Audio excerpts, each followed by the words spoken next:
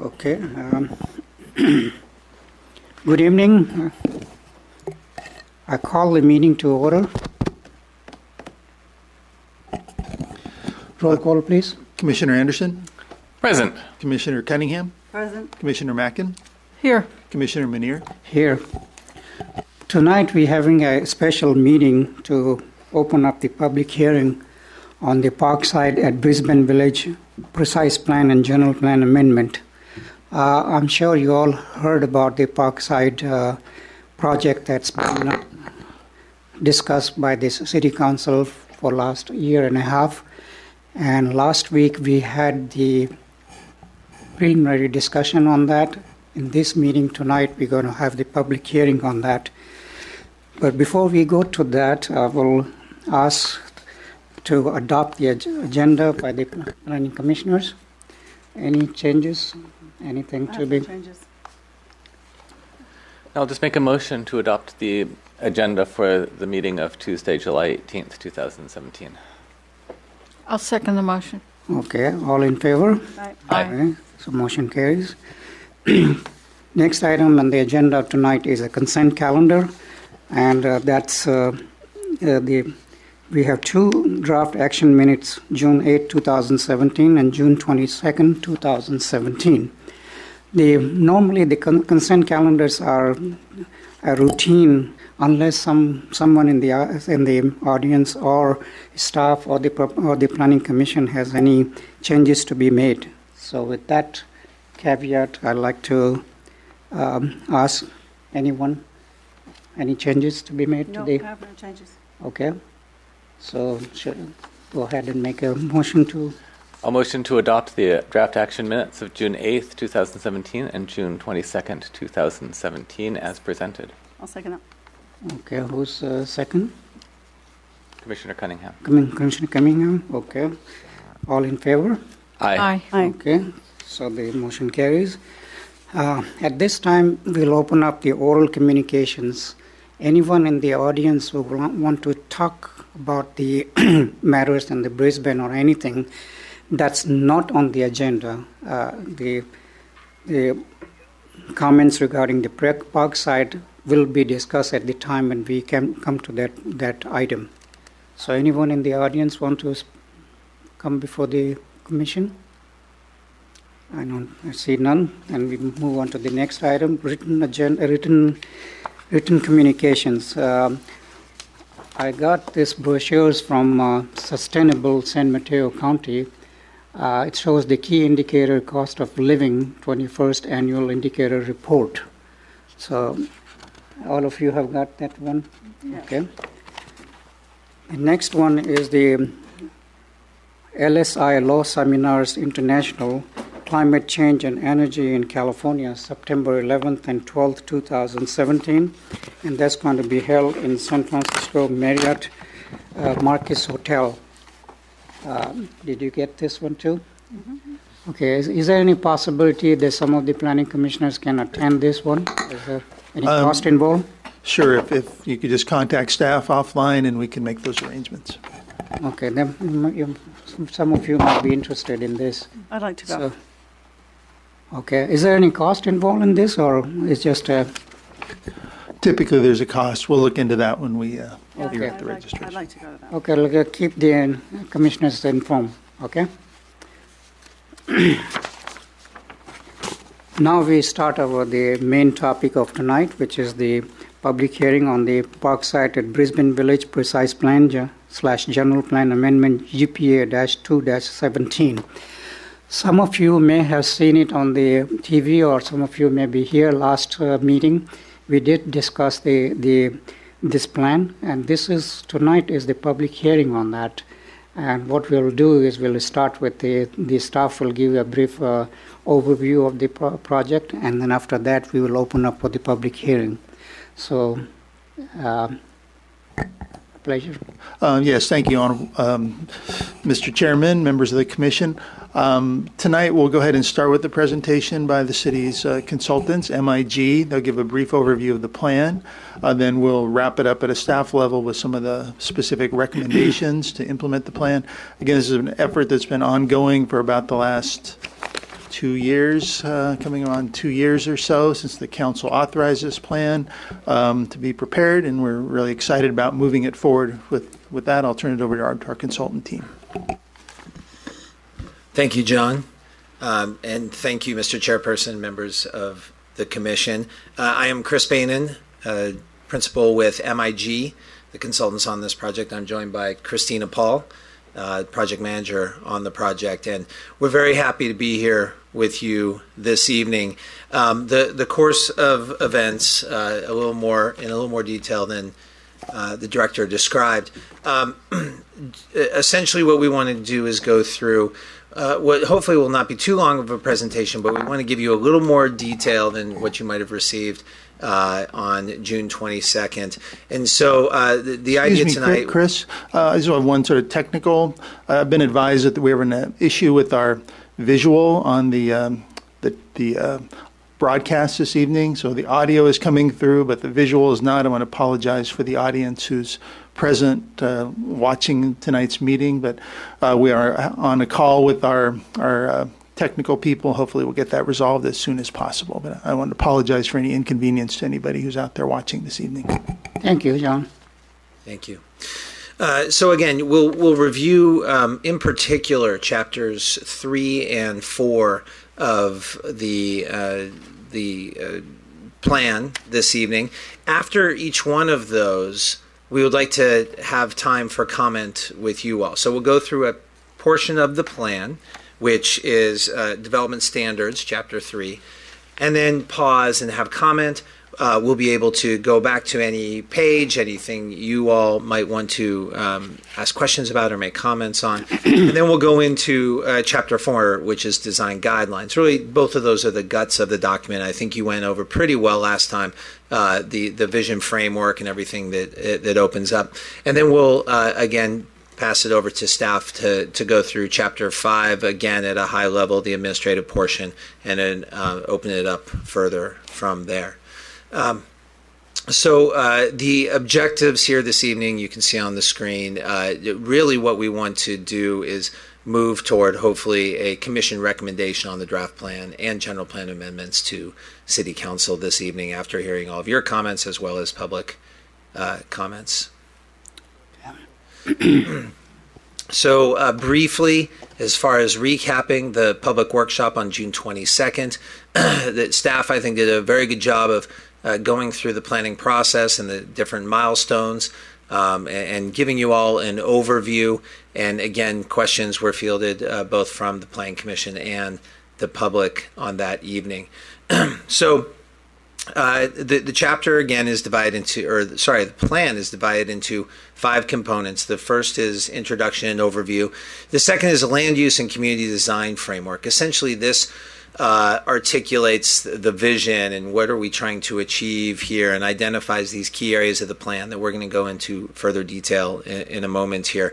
Chapter 3 is development standards, that are the standards and regulations, the overlay zoning, etc., which are mandated by this plan, and then the design guidelines that give physical form to future development in the area, that are meant to guide and shape the future of the area in accordance with the vision that's been crafted with you all and the greater community. And then finally, administration, very important. How will this plan work? How will developers, property owners, people come in the door and have planning staff interact with them and interpret the plan and administer and again create the future of this area. So just to orient everyone, again, one more time, the plan area starts over on the east side with Bayshore Boulevard, incorporates Community Park on the south and Old County Road, and this great entry into the community here running through the middle. Park Lane and Park Place over here, and these spaces that are currently in light industrial use, and really the transition zone between the center of the community, the older parts of Brisbane, Visitation Avenue, etc., and the Crocker Industrial Park. This very important transition and gateway to the broader region, as well as into Brisbane, and a very important area that people expressed a lot of ideas about. And then you see here this is actually on page 22 of the document, the Land Use and Urban Design Framework. This is an illustrative diagram, we call it. This is not exactly how the plan will ultimately build out, but it does start to give a vision for how we can incorporate new housing into the area, a re-envisioned village shopping center, some uses within that that can stimulate further activity and vibrancy that people have expressed, and services for the community. And again, that range of residential uses, both in multifamily and attached townhomes, those sorts of things are all incorporated into this plan, along with some more open space and also a lot of emphasis toward walkability and connectivity that we heard was so important to the community, as well as preservation of views. So this kind of sets up that vision that, again, is described in more detail on page 22. So with that, we're going to toggle to the plan document itself, and starting with development standards on page 23 of the document. I'm going to turn it over to Christina right now to, again, give some further detail on these chapters. Good evening, everyone. I know that you went through the outline of the plan in the June 22nd meeting. We're jumping into chapter 3, so perhaps we should pause briefly and say that we are very open to any comments that you have on the preceding couple of chapters, on chapter 1, the introduction, and on the on chapter 2, the land use and design framework. Anyone has any comments? Not Any so far, questions? not so far. Not so far. Okay, and we will also, of course, welcome your written comments on the plan. All right, so let's jump into the development standards. I know that you went through the outline of the plan, the intention of the plan, and so on in your last meeting. So our intention now is to dive a little bit more deeply into the content of the plan, but we're not going to go through every one of the requirements and details here. So we're going to stay at a fairly high level. Then again, as Chris mentioned, at the end of each chapter, our intention is to take questions and comments on each of the chapters. So Chris is going to clicker from. I can do it. Okay, thank you. Right. So here, this first and most important point is what the difference is between development standards, which are shown in Chapter 3, and the design guidelines, which are shown in Chapter 2. Development standards are... Chapter 4. Thank you. Development standards are quantitative measures, so they are things like, you must have a 25-foot setback or that kind of thing, while design guidelines are more qualitative and discretionary. They provide guidance but not requirements. So this is Chapter 3, where we are looking specifically at the requirements, and we are defining the 2 proposed overlay zones of the plan. And the reason that we have 2 overlay zones is that we are working to define very specific characters for each of these particular areas. And the purpose overall in defining these overlay zones is shown in section 3.2. We are working with the knowledge that land use is a key and primary placemaking tool. We are working to shape the design and use of residential development in a fairly granular way. And we are working to accommodate affordable housing. As you all know, that's one of the key triggers needing to accommodate Brisbane's RHNA numbers in the city, was one of the key triggers of this planning process. And then, very importantly, this plan aims to do that while preserving Brisbane's tight-knit community. That's something that we heard again and again from the community as a primary goal, and is actually one of the reasons that we ended up shifting slightly the planning, the rezoning areas or the areas under consideration in this plan from what was determined in the housing element. So I'm going to shift over to page 29, where we actually see where the zones are. Here along Park Place, we have PAOZ 1. This is a lower intensity development area. incorporating the site where the post office currently is. The reason that we incorporated this site, which was not identified in the housing element, was to fit in the required RENA number of units while also preserving a lower level density, which the community felt was more in keeping with the current level of development. That is described, each of the parcels are described in 3.2.1, and permitted uses, you can see PAOZ 1 allows single-family dwellings. Those could be tiny homes or townhomes. PAOZ 2 is the multifamily type of development, which is farther out along Park Lane. Each of them allow multiple family dwellings, dwelling groups, accessory structures, home occupations, and small family daycare homes. The development standards are slightly different for each of these two zones, and that is shown on page 28. You can see that there is some similarity between each of them, but PAOZ 1 is a lower level of development, so it's 20 development units to the acre, while PAOZ 2 is 24 development units to the acre, and PAOZ 2 has a maximum density of 28 units to the acre. They have similar setbacks, but because PAOZ 1 is a lower level and smaller type of development, it has slightly smaller setbacks. That means the space between the buildings and the streets, and so on.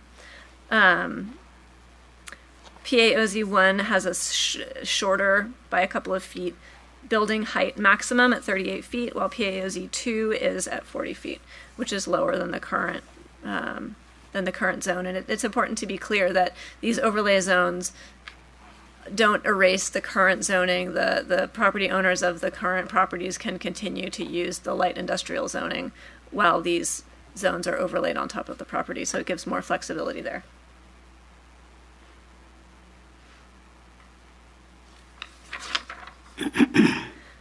In 3.3, the building design section, our intent here is to ensure that the buildings are engaging, well integrated into the community, thoughtfully designed, and carefully constructed. I'll go through a few examples here, and many of these are illustrated. We are requiring that high quality design finishes are used for all of the buildings and landscaping as well. We have illustrations of how this could look. Again, these are example images, not designs, but they're used to give a feeling of how these kinds of developments would be, or how the community wants to see these kinds of sites used.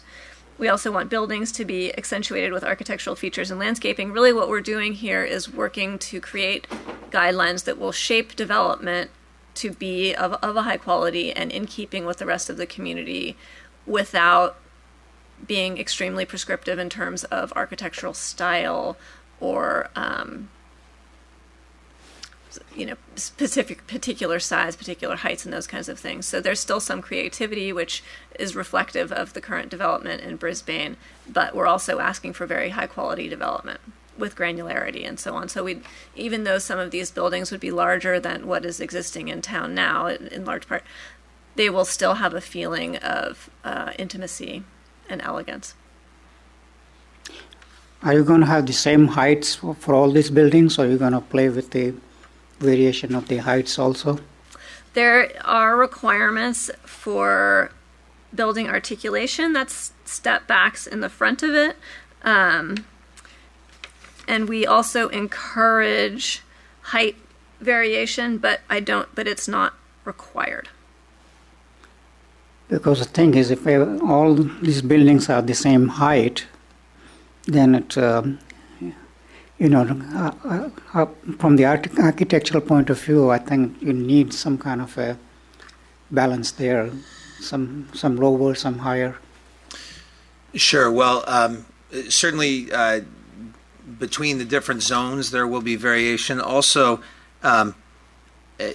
while development may try to maximize height, in reality, there will be just some variation in how individual developments play out. I think that what we didn't want to do is be too prescriptive parcel by parcel and allow for development flexibility there, and really keep the street environment and the articulation of the buildings and the facades was where we focused. Because my concern was we don't want to wind up like the homes in Daly City. They're all same height, look exactly the same when you drive by.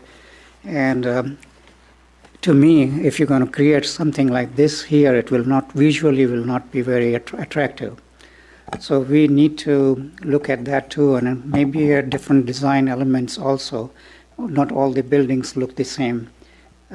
Each building may have some unique characteristics. Because otherwise, if you go into Sunset District in San Francisco, everything is the same. Same thing in Daly City. If you drive by or Pacifica, I don't know. I don't think we want like to create something like this over here. Through the chair, you might want to consider providing, and we can talk to the team about this. Maybe in certain cases, some exceptions for architectural features to extend beyond a height, the prescribed height limit, in exchange for some volume offset below the height. So you may allow for a little bit more height here in exchange for a reduction in height elsewhere within the building, perhaps. Yeah, the same thing with the spacing between the buildings also. You can vary that too a little bit, because in some of this area you might need it for the fire safety too, because sometimes the fire departments want to go between the two buildings. You may need that part also, and maybe a unique roundabouts or something like that between the buildings, and maybe some curvature also in the buildings, not all rectangular boxes. Right. I think we see that in the Yeah, visual some of it city. is there, yeah. I mean, when you're looking at page 39, 38, I mean, they're all very different buildings, which Yeah. I totally agree with you. Yeah, I'm just trying to make Yeah. sure that visually we have some good guidance here, so that the people who are designing, building it, will have some better idea of what to do with it. And planning staff will have a little bit idea also as to what we should be looking for.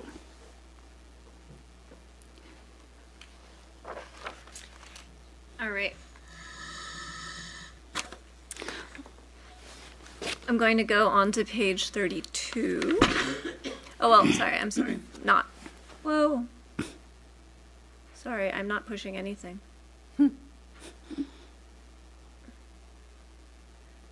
Julia, can you take us to page 31? I don't know what happened. We're having problems tonight. The technical problems. Every meeting. No meeting is complete without technical issues. Okay. Can you take us to page 31?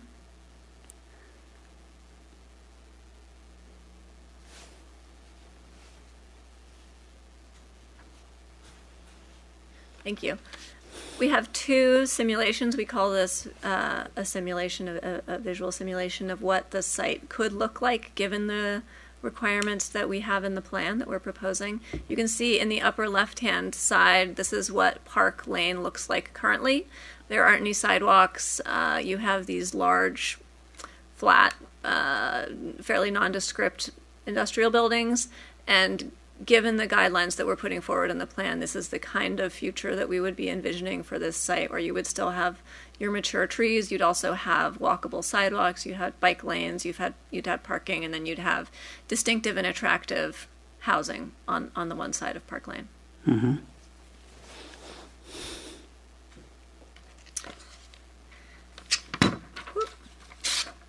On page 32, thank you. On page 32, we've developed some models that illustrate some of these requirements that help to understand them in a physical realm. On figure 7, you can see that we're saying that at least 40% of the planes of the exterior walls on public streets shall vary in depth and or direction. This is getting at what you were talking about, Mr. Chairperson, where we're looking at variation not only in height, which you're articulating, but also in the wall of the building, so that you don't have this flat box feeling in the building. We're requiring changes in depth. And also the textures too, right? Outside, because you don't want everything to be stucco or... Right, yes, and we talk about levels of architectural refinement and detail that are consistent across the different facades, so you don't have one facade that's much more detailed and then a secondary facade on the side, which is a plain box. We are asking for architectural detailing, just as you're saying. Okay. Then Figure 8, you can see that we are requiring that the primary building facades are oriented towards the street. So we're really working on integrating these buildings into the neighborhood, making them neighborhood facing, street facing, so they're not inward, they're not gated communities, but they're part of the walkable fabric of Brisbane. I just heard a few chair people talking about seeing each other walking down here, and that's one of the key attributes of Brisbane is this community feeling. So we're working to maintain that. I want to mention that on page 33, and I heard Julia mention this to a couple of you, we actually have a typo in the PAOZ2 standards. We're requiring that buildings get broken down to the ground level, just as you were mentioning, Mr. Chairperson, for both pedestrian and vehicular access. And we're requiring that be every 150 feet or less, that the building breaks down to the ground, so you'd have another building after that. The text says 200 feet, which is incorrect. It's 100 feet. We looked at 200 feet, but that was too massive. And between the buildings, we will have an open space for the people to, Yes. or Yes. they're not attached to each other with a very narrow corridor. Yes, and we have requirements about the amount of open space that adhere to the existing requirements on open space. Okay. We also talk about how that can't be parking and those kinds of things. Okay.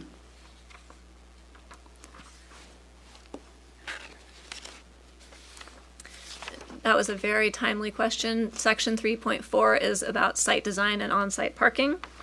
There are some different conditions where you see the townhomes or the smaller units, which we are envisioning as attached townhomes. They have smaller, more personal open spaces, as well as some larger shared open spaces, while the multifamily dwellings have larger shared open spaces, as well as an envisioned community garden. We're also requiring that developments allow pedestrian access through the site between Park Lane and Quarry Road.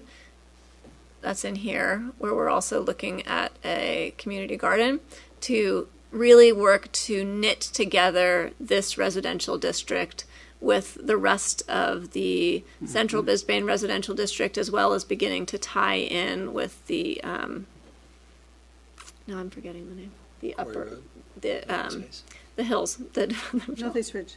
the ridge. Thank you. Yeah. Right. So each of these standards that are illustrated here are also in the text. And if you have any questions about any of the standards that I'm not addressing, of which there are many, please do call them out. The on-street parking requirements, which are described on page 35, are slightly more, we're not requiring as much parking as is required across the rest of Brisbane. That's per City Council direction to shrink the size of parking lots and allow more green space, and also because we're seeing trends towards lower levels of car ownership, and we're also encouraging much more active transportation in this plan. We're still providing an adequate amount of parking for the number of residents and the vehicles that we expect here. It's just slightly reduced from the rest of Brisbane's requirements.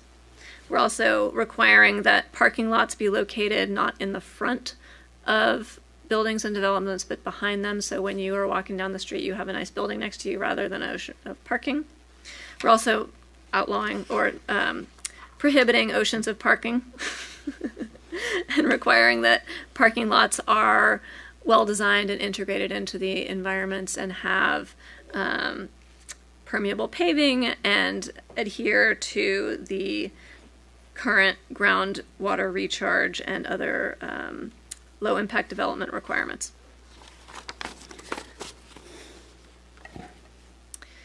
We are also requiring bicycle parking.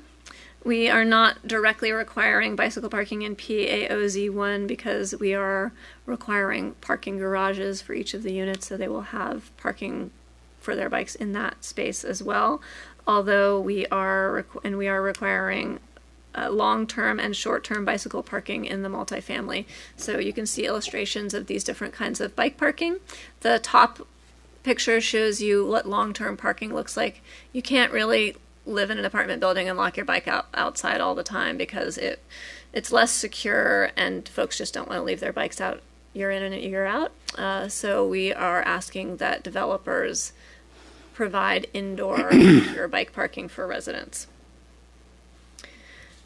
And then section 3.5 details landscaping and private open area design for residential open areas, community spaces, and art. The intention here is to define the requirements for private open areas and site landscaping with the acknowledgement that the role of landscape design and installation is key to creating a beautiful place to live and will be examined in the permitting process.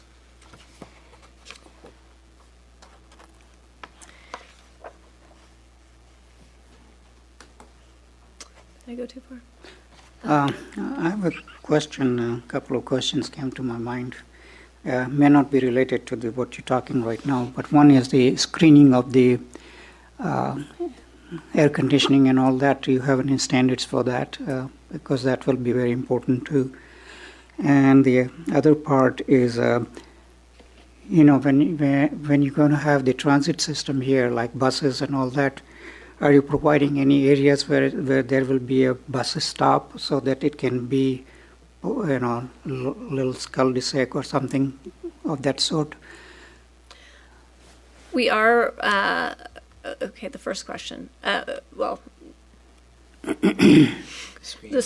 mechanical screening, yes. But there has to be done such a way that it doesn't look like an eyesore. Sometimes they just put the little thing around it, and Right. if you look at it from the distance, it looks terrible. So you may have to develop some kind of a standard to make it look like blending into the structure itself. Yes, that's helpful. We don't currently have a requirement around that. We can add it. We do have requirements around trash facility screening and that kind of Yeah, thing. but I think that's required. I think, if I'm not mistaken, it's part of the design review. When we do that, we look at the larger buildings, I guess. So if you have the It would be a good idea to include that as a standard for this particular project as well. Okay. Yes. And- And then in regard to the, I don't believe there's requirement for any kind of bus turnouts. This site is fairly located pretty close to existing bus stop. So we didn't really feel the need to provide a direct stop on this particular site. The reason I was saying is it's not only for the bus stop also, but if there are some people with the disabilities or senior people living there, you don't want the bus to be stopped right in the middle of the street. Might be a nice area to have a little space where they can pull in. Yeah, typically, you would accommodate that within the parking for the facility, so they can pull off the street and people aren't, so wherever the ADA access, the handicapped access to the building is provided, that would be the logical place to provide that sort of drop off. So that we make sure that's included. Yes. And the electrical cars, there'll be some kind of a charging stations and anything for those things. Yes. 5. Yeah. Yeah, in fact, I had a question about that. In section 345B, it said place EV charging stations adjacent to building entrances. Right. And I'm wondering why you said that, because adjacent to building entrances is already a high demand area for handicap parking. And also, speaking as an electric car driver, I would rather have the electric charger be in an inconvenient location so that I don't have to compete with people who might want to break the parking regulations in order to park next to the building entrance. Good point. Like we saw today. The intention is to make electric car vehicle ownership convenient and appealing, to give those people priority, just like handicapped people, to the easy access to the building entrances. But that's a helpful comment to maybe also look at locating them far away.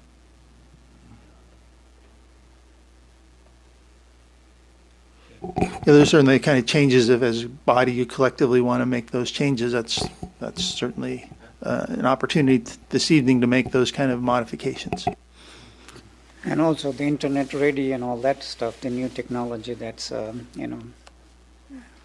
sure we just have a Comcast here, but who knows what's going to happen with the fiber optics design and all of that. So I don't know whether you want to include that part or not.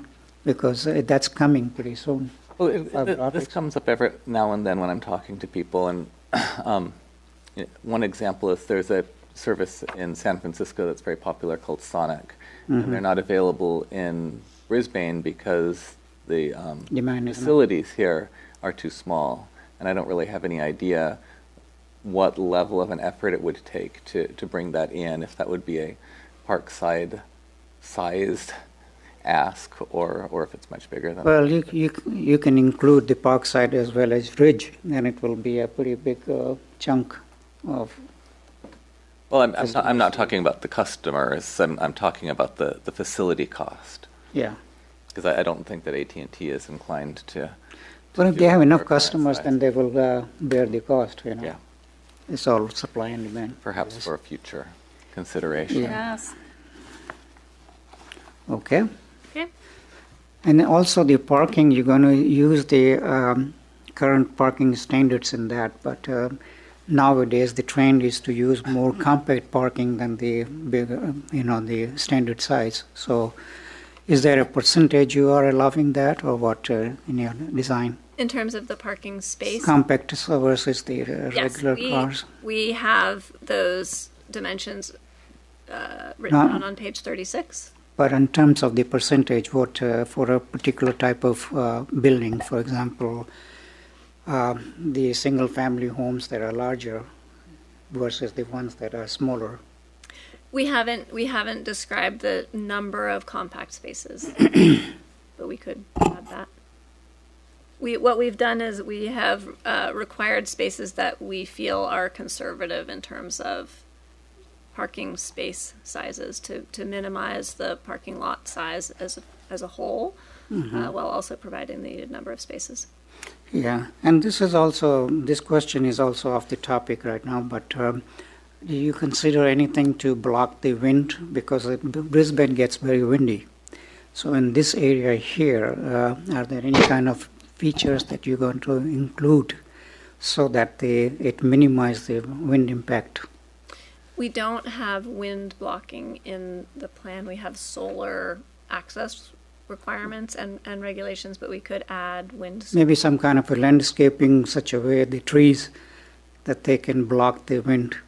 I'm not so sure that it's that much of a problem along here. I don't know, but I'm That's just saying compared to that. where you live and where I live. Oh, that's very terrible, different. our side, but I don't know this side either, but I think there should be some kind of a At provision least there. look at it. Yeah, and Yeah. I think that's something that might be best outlined in the design guidelines versus the development standards. Consider in site planning the wind as well as solar access as well as views, all of that. So we can take a look at that though. And the same thing in that area, there was a problem with part of the flood zone too, right? Isn't it a portion of this? Any building built there would have to meet the public works standards for being built above the 100-year floodplain. So that's kind of a code standard irrespective of. Okay. Go ahead. And sorry, on that note, only one site that's identified for the residential housing overlay is actually in a mapped flood zone. It's 25 Park Place. Okay, and you also thoroughly investigate the traffic circulation within the area, right? To make sure that, it's I'm very concerned about entrance from the Bay Shore, and also getting into the Crocker Park area. So, John, you may be able to answer that. Well, part of the original team was to, we had a traffic consultant who was part of the consultant team. They looked at issues of access, conflicts with Valley Drive. That was one of the reasons, there had been this idea about punching through a different entrance, and part of that was kind of scrapped because of traffic safety and traffic conflicts.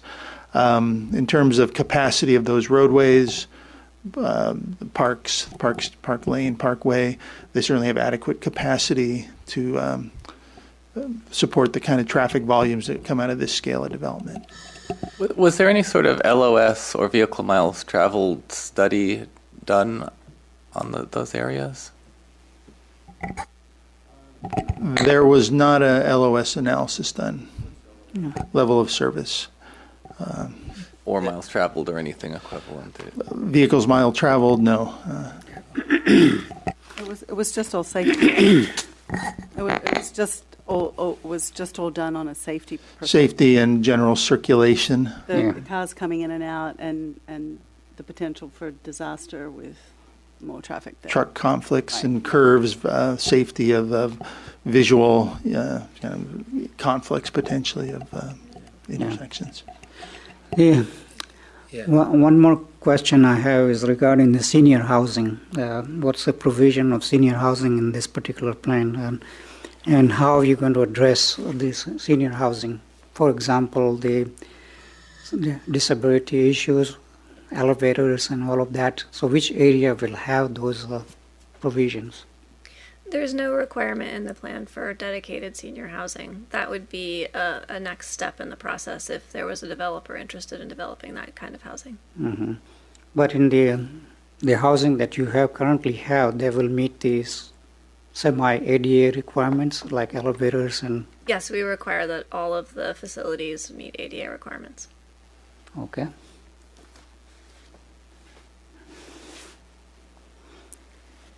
All right. I'm going to move on to page 40, where we detail community spaces. The intent with these requirements is to ensure well-designed, fun, and safe community areas in the Parkside area. And in 3.5.3, art, we are also working to promote creativity and placemaking through the design and placement of unique and functional public art. We have some illustrations here of community spaces and existing art projects. And then we, on page 42, detail the circulation plan requirements. The intent here is to develop well-designed public streets that improve residents' quality of life by creating circulation network that's accessible, people-oriented, multimodal, and interconnected, more so than it is. John was talking about how we were looking at previous suggestions that that visitation punch through to Valley Road, but the intersections are too close to one another for safety there. So we're preserving the existing street grid. That's also a cost-saving measure. And we are suggesting that there be additional pedestrian and bike facilities throughout the plan area. So where there are sidewalks that are only on one side of the street or are not existent on either side of the street, we're suggesting that those be installed on each of the sides of the street in the plan area, and that there be dedicated bicycle facilities along Old County Road and on Park Lane. We're also detailing pedestrian connections between Community Park and City Hall, and then, as I mentioned earlier, between the end of Park Place and Quarry Road, so that this really becomes a part of the network of the net of That just goes Brisbane. behind the post office? Yes. Yeah. Right. Yeah, and the grade there is Quite nice. possible to Yeah. go up. So we diagram that in this figure 12. And that is the end of chapter 3. Does anybody have any more questions or comments on chapter 3? Regarding the art projects and all of that, I think a number of years ago we went through this exercise when I guess Karen was part of it too, when we looking at the whole area about how to you remember that the number of says. So I'd like to get your views on that, because I remember you had a real good contribution at that time when we were talking about the art projects and under that scenario. Well, I think what we were talking about back then was, putting out to bid not just in our community, but in the communities at large, submissions for community art. And, we've got some things in San Francisco that are fabulous and some things in San Francisco that are not fabulous, but I think there's a lot of opportunity to include everybody in our town, as well as, in the Greater Bay Area, I guess, or even further, but that's, I think, a little far down the track, but I think that would be very appealing to everybody here in town. I mean, it's a very artist-driven community. Yeah, I'm sorry. Since that conversation, I think I was through the PPS workshops, that conversation was going on. Oh, is that? Yeah, the city has adopted, as you're aware, a public arts ordinance, so, you know, the 1% to the arts. And they're actually gone through a process through the Parks Commission to develop a sort of vetting process for art in terms of how it's juried and selected. So, you know, again, the projects that would implement this particular plan would be subject to that ordinance, whether or not they would do on-site or off-site contribution. I think we want to make sure there was the opportunity that any projects here could accommodate on-site art installations that would benefit the public as well. But there's no prescriptive aspect at this point. Can I just add something here? It's like when you step back and think, you know, what the community park was going to be many years ago. I mean, it was going to be turned into a building. Yeah. And before that, it was a very interesting piece of property. Yeah. And then when the basketball courts were put in, when Madhouse Coffee was put in, and we had the placemaking seminar 2005, 2006, 2005. And it's so true. If you build a place, people will come. And ever since the park has been in place, it's full of people day and night doing all kinds of different activities. When they put the basketball courts in, the basketball courts from the beginning have been probably in operation 20 hours a day, with, you know, the older people coming after work and playing basketball until 2 o'clock in the morning, and then the kids coming at 6 o'clock in the morning and studying. So the more place-making things that we have installed since 2005 has really encouraged, you know, people. It's like when we've got the concerts in the park, you've got the parents are over there enjoying the concert, you've got kids playing basketball, you've got kids now, you know, in the skate park, and as we continue that, I can only see that becoming bigger and bigger and better and better. Yeah. So just keep that in mind in your final thoughts. Yeah, no, we think that's a great comment and definitely agree, and so much progress has been made in those spaces. I think the opportunity here is that we're now able to look at having the built form complement those open spaces and make them even more vibrant, have more eyes on the street, allow for more breathability and, sorry, I'm getting some feedback here, more breathability and open space to connect, to make a greater connection from Community Park over to City Hall. So we're looking at building upon that open space framework and connecting it more and having it interact with buildings that, you know, admittedly right now there are a lot of big blank walls. Yeah. We'd rather see spaces that are more active and people who keep extra security and extra focus because they're living there or working there, et cetera. Yeah. Well, I mean, when we first started having this conversation, you know, way back when, it's 7 years ago now, I guess. I mean, one of my personal fantasies that is not going to become a reality, but I really wish it would have been, and maybe still can be, was that we had work-live lofts along Park Place? Lane. And so, you know, as you're walking from the park to the basketball courts and then along here, maybe there's the artist who's downstairs who lives upstairs. Maybe the next place is the chocolate shop. Somebody's making beautiful chocolates and living upstairs. There's a jeweler who's then living upstairs. So that whole walking experience, when you're showing those buildings that just all look residential, actually have a walkability that is of interest and interesting to many different people. That's why, you know, one of the options I saw was, you know, all parking along the street, and I was like, no, we can't do that. And I completely disagree with two of our city council members on that thought process, because we've seen what happens when, you know, we bring the community together. It's phenomenal. And I would love to enhance that as much as possible in our thought process. The other thing I want to bring it up here is Europe and New Zealand and Australia, when they have this round development like that, they always have something in the middle of that as a focal point. And I was recently in New Zealand, and I went to a city called Dunedin. Dunedin, okay. And they had this this beautiful area there where there are all around the circle, there are a lot of restaurants where people can go gather in the evening, and the housing on the top. Mm-hmm. So this also looks similar to what the situation they have over there. But we don't seem to do this in USA for some reason. So there should be some kind of a focal point in the middle of that circle, the surrounding area here. You know what I'm talking about? The portion that, the elongated portion, maybe in the middle of that portion, there could be some kind of a roundabout feature. Do you mean over Walking roundabout even, somewhere people Yeah. are walking and sitting Yeah, and drinking around coffee here. or whatever. Yeah, somewhere around that side.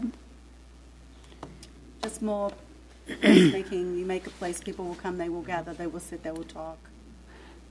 Yeah, it has a very, very nice features here. You can do a lot of these things around here, but you can have a restaurants, living, in the evening, people can get together all around that, and it's like a circle, and still it will have the multifamily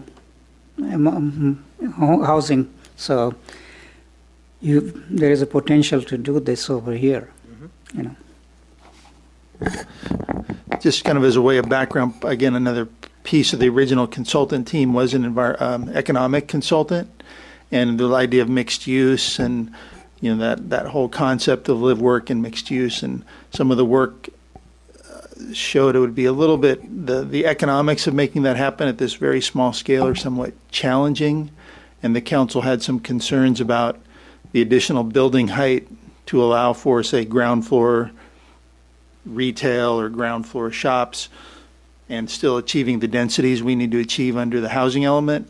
So that's kind of one of the reasons I believe that the idea of sort of mixed use along Park was ultimately modified to be more of a single residential product, because they were the trade-off, right, of bulk and mass of the buildings to accommodate a first floor retail component. So, but the thing is, by doing that, we're just going to create the similar thing like Daly City and everywhere else, just a residential building all around it. Well, we have the opportunity to do something exciting here, and it can be done within the height limit that you have, 40 feet. Well, we've talked about this for 15 years. Yeah. If I may, through the chair, I'd like to just express a couple comments as well. The plan itself has a lot of photographs. I really appreciate your peppering all of this with photographs of various developments to give us an idea what this could look like. But I note with interest that the majority are two-story buildings, where this is talking about 3 stories. And so it's a little bit deceptive in that the nice-looking, walkable areas are these 2-story buildings, whereas the 3-story ones I'm looking at as monoliths. And even with slight articulation of the facades, which in most cases it looks like they're set back, broken up maybe a foot back or 2 feet back, it's not enough. I really have strong feelings, as well all the hearings I attended, about Park Lane not being a row of monoliths of 3-story flat front, and Commissioner Manier and I think Cunningham as well. We've seen what happens in other communities with stucco flat front buildings. And that's not Brisbane. That's not small town character. So I would like to hearken back to Mr. Swiecki's recommendation. I think it's really well taken that we need to be a little more stringent in talking about the facades and the articulation. And perhaps instead of allowing for a foot or 2 every so many units, that maybe we say there must be further setbacks on some of the units. And even, as you said, John, the potential for the back side of the building to go 4 stories. I would rather see that than 3 stories all up on the front, on the sidewalk where you're talking about walkability, because it just takes all the warm fuzzy away. You feel like you're in an industrial area, and there's nothing nice about it, even with trees. You just feel confined. So that's something very strongly. The second item is with regard to parking. Always a hotbed issue. Everyone says we're going to be transit first, but try to catch that transit here. We have a Caltrain station that is mired out in the Baylands. And you'd have to drive to get there or take the bus and a long walk. And so when I look at the units and the number of spaces being allocated, I find it distressing because I live on a street with apartment buildings. And before tonight's meeting, I actually spoke to neighbors about the apartments that surround the area where I live. And in the past 10 years, what I'm told from the people living there is that most units, those who are the renters, have 3 or more cars per unit. Per unit. I don't see how in this we could absorb where I'm seeing 1.5 parking spaces. There's just no way. That's not going to happen. So what you're creating is an overflow into the adjacent areas, including up visitation, which we're trying to reclaim as a viable area, and that will happen there because they're going to go somewhere. So I have a concern. I don't have a solution, but I think one of the solutions that I found novel with our packet tonight was a suggestion, Housing San Mateo, about senior units, because you can capture, or I should say recapture, the density, make it a good thing for a developer to build, because you don't need all the parking for seniors. And in terms of San Mateo County, for the rest of the audience who may not have seen what was in our packet, when they talk about the population of Brisbane, and 16% of our residents are over 65, that's way bigger than the rest of the county. Between, I think, 57 and 64 is 25% of the population of Brisbane. So take those two together, roughly 40% of Brisbane is aging. They're going to need senior housing. The rest of the county is much, much, much younger than Brisbane. So how do we maintain that small town character and not deal with parking madness? The senior housing actually makes sense because some of our existing housing stock could be turned over to a younger generation and people could downsize and they could stay in their community. So I don't know how we go about doing that, but I would like to see that be a very strong recommendation to the council from the Planning Commission. That's just my point of view. Thank you for listening. Yeah, that's certainly something you can recommend. I mean, I think what we did when we did the conversation with the council subcommittee about some of the average unit sizes of these products that you're kind of planning for, and the idea that they were primarily, in workforce housing, you have smaller units, fewer numbers of bedrooms, you're less likely to have hopefully that multitude of vehicles if you're not providing sort of family units. There are also issues with our sort of regional housing needs allocation, and seniors is a special needs group, but we can't. There are issues with the city sort of privileging one particular special needs over other sort of needs we have in terms of low and moderate and family and workforce housing. So I caution there is a balance to be had. I understand the benefits that the community perceives, and you've articulated with senior units. But I think there are, like everything else, there has to be a balance, but that's certainly something you want to recommend to the council. That's certainly within your prerogative and purview. But may I ask you a question addressing that specifically? Not throwing a heavy balance to senior housing, but the fact that those can be denser housing. They can be much smaller units because the needs are not for a larger space. They would not, some of them could be 300 to 400 to 500 square feet. So you pack more into the same area. And you're not creating congestion from traffic. You're not creating parking problems. And so those RENA numbers, you would still satisfy because you're not taking away from the RENA numbers, you're just adding more residents into senior housing. So that's kind of what I'm suggesting if I wasn't clear. quick question on that? Sure. Does any other special needs group fit into the same category as senior housing?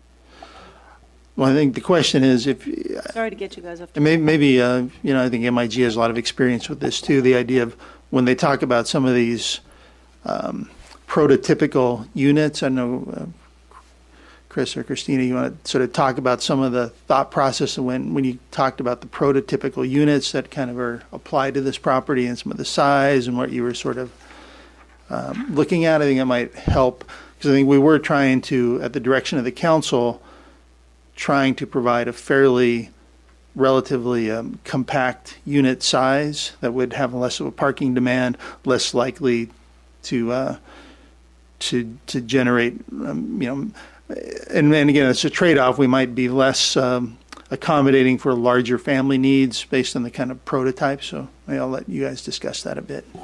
I think the problem is no matter what you do, the Brisbane will have a problem with the transportation. We don't have the good transit system here. Caltran is all the way in the boonies over there, and in order to get there, you need to have some kind of a transportation. And if you look at Samtrain schedule, they don't treat us very well at all. Only one route here, and they're also talking about taking that away. So in the absence of that, everybody is going to rely on the cars.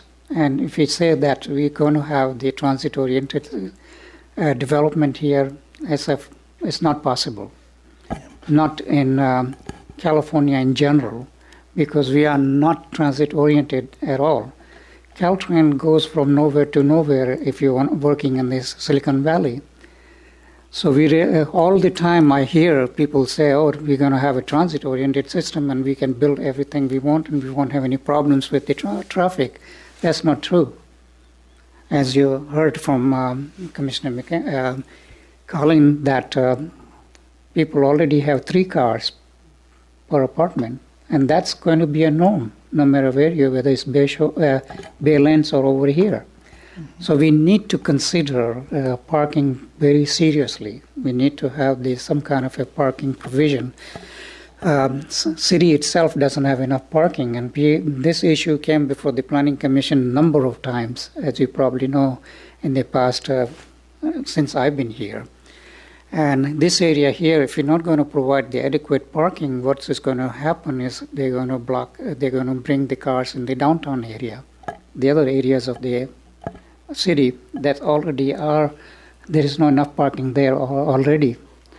So whatever we design, we should make sure that we have at least 100% or 110% of the projected parking spaces. Mayor? Yeah. We talked some time ago about the electric shuttle that's operating in Italy, in France, in Spain, in Singapore. I mean, that was one thing we talked about years ago as being a viable option, that because it's a driverless electric shuttle and it's got like strips on the ground and it runs around and round and round and round. I mean, this was something that I brought up A number of years ago, yeah, I remember that. They have them in Ohio. They have them in Columbus, Ohio. So, I mean... So they're doable. Can we add that to the mix now? Because we talked about this at least 6-7 years ago. I think those ideas are very, very good, but the problem is the cost, and who's going to pay for it. And the electric shuttle is very inexpensive. That's the thing we all need to get over, is that some of these new technologies, not all of them, some of these new technologies, I mean, it's basically a golf cart, an oversized golf cart on these little sticky things on the road. I don't know what they really are. That's very technical. That's a good idea, actually, and I don't know if the council will go for that or not.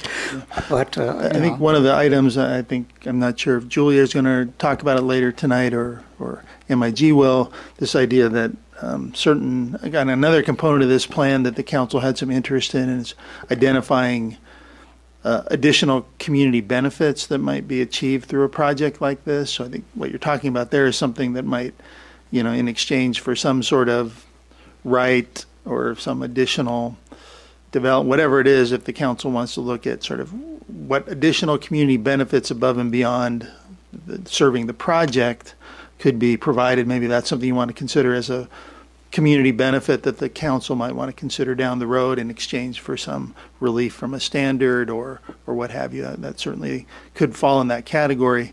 And back on the parking issue, and certainly it becomes a trade-off too, because the more parking you provide, then given that the densities are fixed by our obligations through the housing element, what you're either going to you can shrink the units to some extent, but if you're still going to provide, a number of parking units per unit, you're just going to end up devoting more of the site to parking. How about and the underground typically, parking? Can you have the underground typically, the kind of densities here, you would never support underground parking. You're not at 20 to 30 units to the acre. You just don't see underground parking penciling out for development. So That was studied in Strategic Economics' analysis and was found not to be a viable option with the densities we're looking at. Now, is it possible to link this to developing a parking structure like close to the Bay Shore, that empty lot near the entrance to the tunnel road? That was talked about a number of times before. We need some kind of a parking structure if you're going to build. again, if you want to kind of recommend that as a community benefit or that should be considered for a future, if this project were to, any of these projects develop some participation in something like that, those are certainly things you have it's your prerogative to make those kind of recommendations. Okay. I hope we will have the detailed notes on this meeting, because there are a lot of recommendations been made here, and the minutes of the meeting we get normally doesn't cover most of it. So I like to see more details so that when we come up with the recommendation time, we will have all of that. Okay, go ahead. Sorry about... No, that's very helpful. And Julia, can you take us to page 22 to answer John's question about the unit sizes?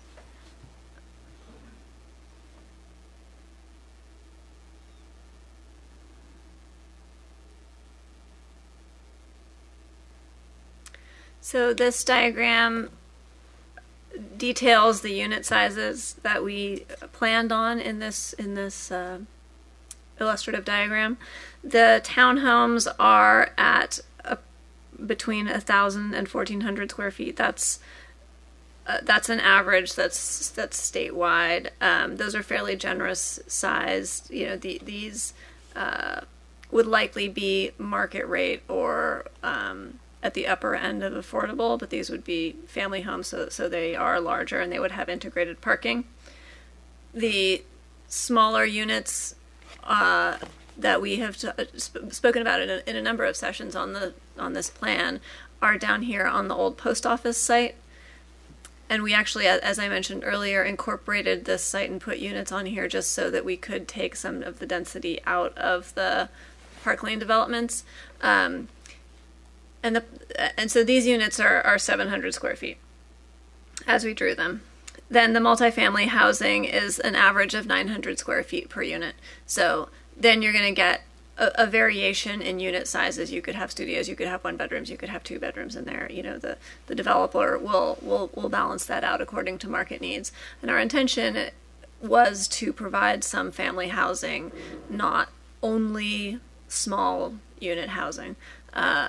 And there's actually a trend, folks are building a lot of small unit housing across the Bay Area and in San Francisco, and there's a trend of millennials who have been moving into a lot of those units actually wanting larger units as they age up and want to have partners and children and that kind of thing. So there's not an infinite market for those kinds of very small units.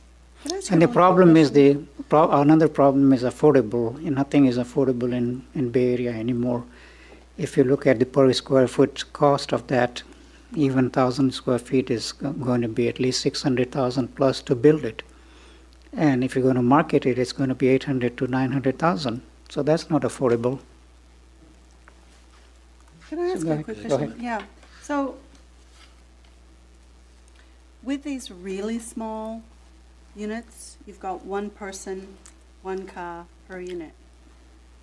So say in a space like that, you've got, how many units have we got on that post office? 41. 40. So we're going to assume there's going to be 40 cars.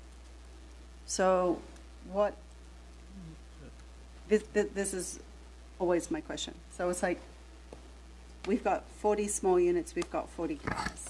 If we've got 20 larger units, do we still have 40 cars? Probably. 50 cars, or do we have 15 cars?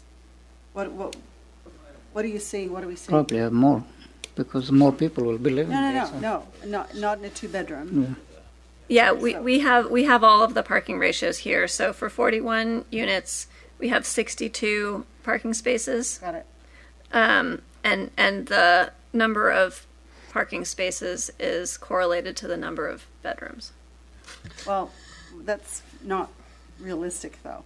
Honestly, it's really not. I mean, I'll So- take you to my street and I'll show you a three-bedroom home with 7 cars. Yeah, so I think Many, in fact. what we're hitting upon here is really the crux of the entire plan and the process that we've gone through here. So as John was alluding to, there are all these balances that need to take place. It was mentioned earlier, hey, mixed use, that would be great. Houses above, well, yes, it would be great, but in order for it to be economically feasible, you need to build at least 3 stories above a ground floor for 4 stories. Well, wait a second, that's not acceptable in this community. We don't want 4 stories. Heights, views, all of that's not our character. Okay, well, then we start looking at, we need to provide more parking because of all of these impacts that are very real that you've talked about. But on the same side, people say, wait, we want more open space. We want greater setbacks. We want more articulation. Yeah.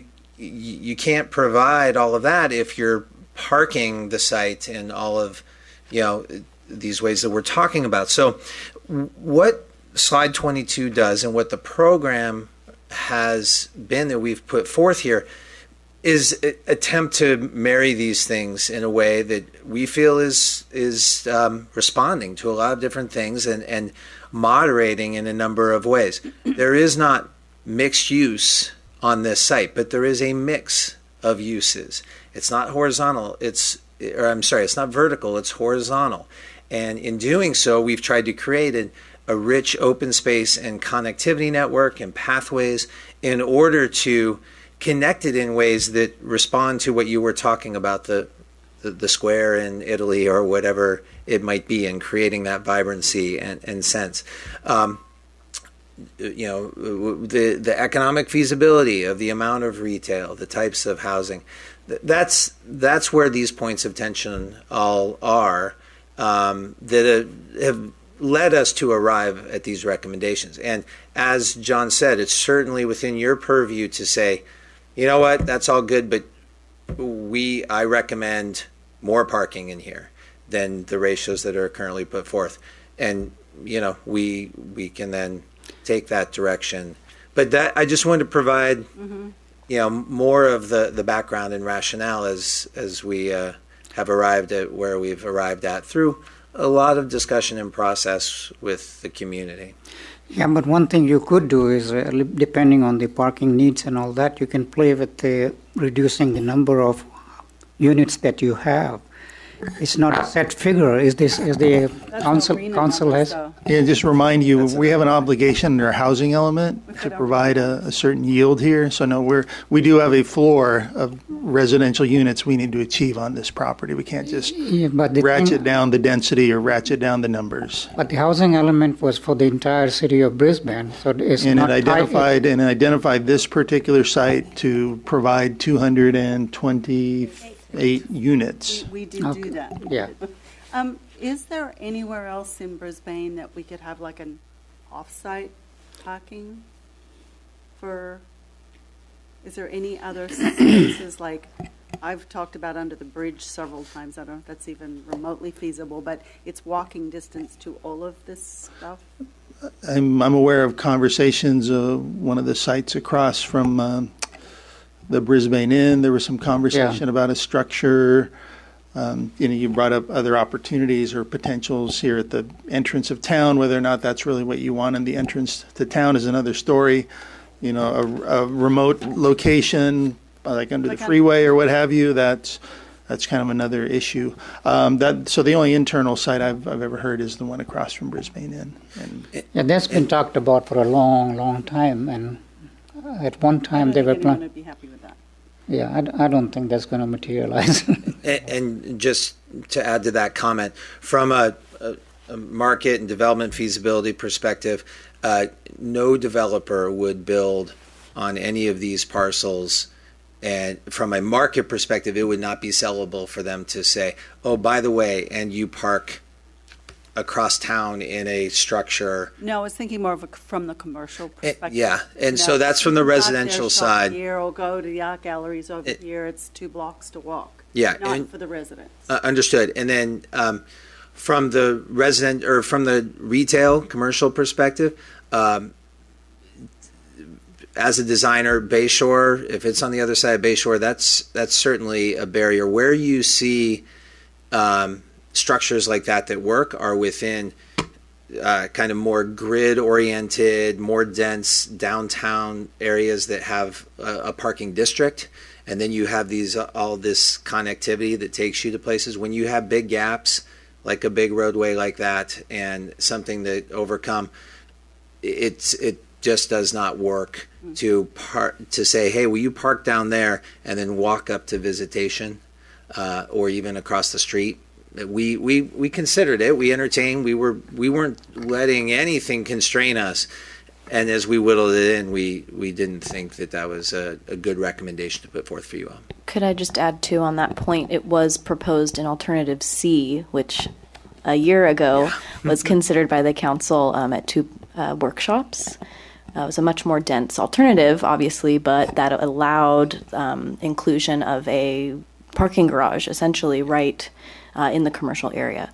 But again, that option did not gain much traction. Is it any possibility to increase the size of this area here further into the Crocker Park to provide more? For the purpose of increasing the yield, or they increase the size of this instead of stopping. Go a little bit more floor area. More floor. I mean, there are a couple of things. The tension is that the state, again, they define both a density that we need to achieve, which is 20 units to the acre. You'll see this is modified from what the housing element originally showed by including the post office site to reduce some of the densities from like 26 down closer to 20 across the board. So that as part of this iteration and working with the council subcommittee, that's already occurred. We actually have expanded the footprint of housing to dampen the densities further. But to accommodate the parking, maybe is it possible to increase the area a little bit? But we're talking about private property. Private properties, but this is all private property anyway. Yeah, I think again you're being in the same boat because fundamentally you're gonna have that yield problem of if you're trying to keep 20 to the acre, and the tension between how much open space you can have and how low you can keep the buildings, and if you want to have a very generous parking ratio, these 3 factors do not really work together. They're working against each other. So whether you spread that over a larger area or not, you're still end up with the same fundamental tensions that you need to, that the council will ultimately need to resolve. May I make a suggestion? Perhaps a recommendation from the Planning Commission to the council that on the opposite side of Park Lane that the city entertain as a future, because we don't know if these developments will be built or when, but that the city consider the immediate need for parking and either brokering some deals or acquisition of some property with collaboration with developers to increase the parking on the other side of Park Lane. That be something kept in mind that might need to be investigated in the future. Yeah. Good point. And just leave the housing the way it is. Yeah. And maybe just kind of a point of order here. We had a very good, robust conversation, but I think we might be veering away from the meeting format of, this is a public hearing, and it might be best if the consultants have the opportunity to finish the presentation. We hear from the public before the We're all commission gets too far into what might be considered deliberation. So, Go ahead. Sorry about the We're excited long. about what you're saying. That's great. All right, let's look at Chapter 4, Design Guidelines. And Julia, that's on page 47. The intent of the design guidelines, and again, these are qualitative guidelines rather than quantitative requirements. The intent here is to provide guidance for the design of new development projects and improvements and expansions to existing property, and to encourage creative solutions to the problems set forth by developing buildings that are in keeping with Brisbane's character and needs. I don't think that I need to go through these in a lot of detail. I know that you've all had a chance to review them, but I think it is worthwhile to look at page 48, where we talk about the objectives that guide the development within the Parkside area.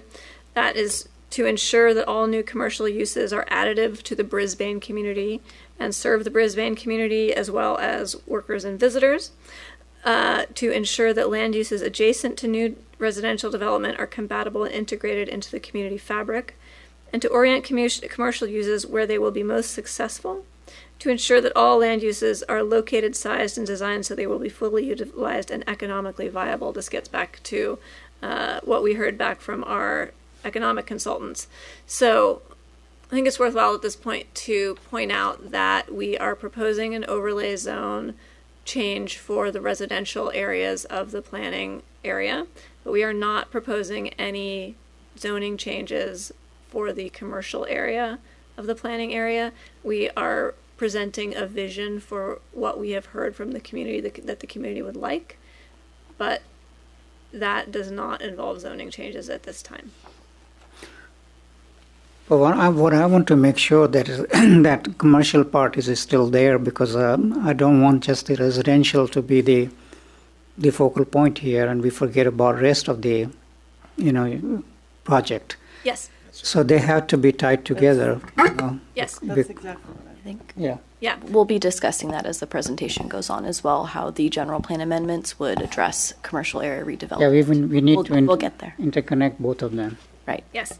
And because we are not putting any overlay zones on the commercial area, the parts of this plan that address the commercial area are in the guidelines chapter. First, we have residential guidelines. That is section 4.1. And again, we're ensuring that the buildings respond to and reflect the diverse residential and architectural styles found in Brisbane and use high quality construction materials. This parallels what is in the development requirements, but again is more qualitative. So we're talking about utilizing building materials and colors that harmonize with the environment. We're not requiring particular colors or materials, but we are asking of developers that they adhere to these guidelines, and then these can be used in design review to ensure that the applicant has appropriate plans. In the guidelines, we address site design and access, building orientation, solar access. Again, there are some requirements around these as well, but we are also providing guidance in the form of these guidelines. On page 52, we have open area design guidelines. This covers plazas, paving, seating,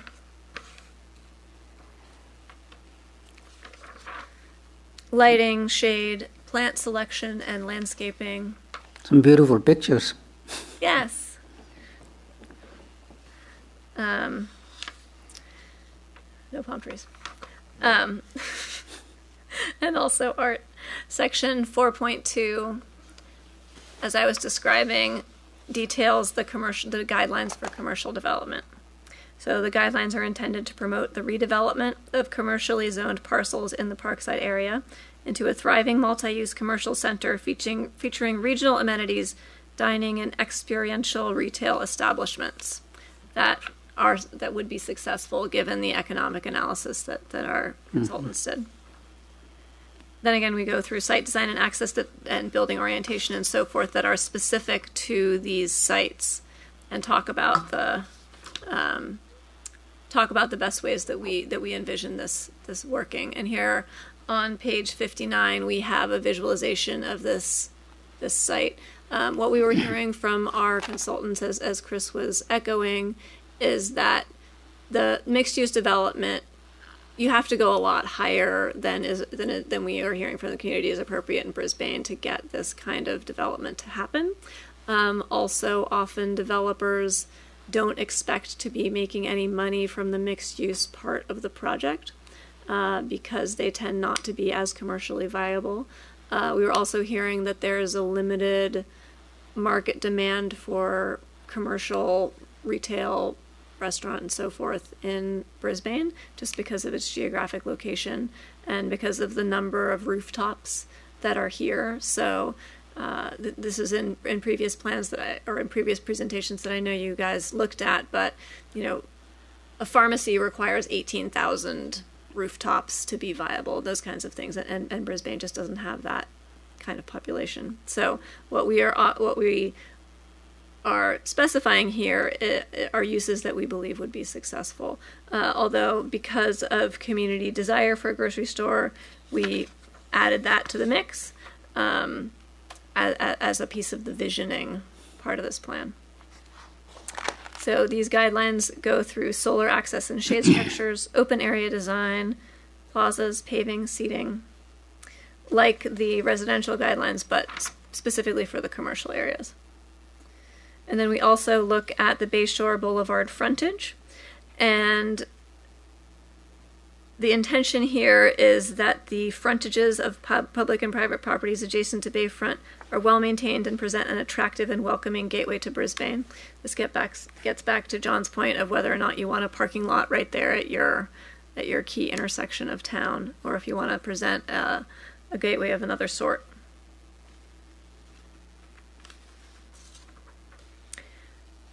Section 4.3 on page 64. I'm going relatively quickly here so that we can get to your comments, as I know that you've had this in hand for a while. Section 4.3, we articulate public realm guidelines and streetscape design. So, Mr. Chairperson, you were mentioning bus stop design. We're not getting into the level of detail of designing the street along its length. Instead, we are providing conceptual sections for the major streets. For Old County Road, which we're adding bike lanes and a parking lane to, and then to Park Lane, where we are suggesting that there's 1 lane of parking and then 2 bike lanes. But we're not designing the street along its length, so we're not getting into the level of detail like a bus pullout. Then we look at intersection design, plazas, paving, seating, lighting, plant selection, landscaping, and shade. And then again, because this section regards public properties, we go into in 4.3.9 into undeveloped properties and recommend that these properties are enhanced and maintained so that they have aesthetic appeal and they preserve development potential. This refers mainly to the city-owned properties along Bayshore. Again, we have this Bayshore Boulevard frontage, which is the intention behind which is to make Bayshore Boulevard attractive and pleasant, so that if you do have commercial on one side, then people are more likely to come in, are more likely to see it, and so on. And also in 4.3.12, transit, we are working to encourage transit ridership in Brisbane through attractive, well-functioning, and easily accessible transit facilities, and we have some recommendations on that as well. Yeah, so you can see we did, and whoops, there we go. This is one of my favorite photos in the plan. We did consider transit stops, making sure that bus stops are functional, playful, and visually iconic. you can see here it's It doesn't have to be an oven. it doesn't have to be an oven, but it's kind of cute how it works with the advertisement also. But this does relate to the public art aspect. You can marry these things in a functional way as well as a visually appealing way. So we wanted to provide a bit of that inspiration. So you're not going to have a bus stop like the San Francisco Muni that's broken up everywhere. Have you seen the bus stops in San Francisco? Yes, yes. You could elect to design bus stops and install them that way. So that is the rest of chapter 4. Do you all have questions and comments on chapter 4? I'd like to get a 5 minutes break, if it's okay with everyone. So let's take a 5 minutes break.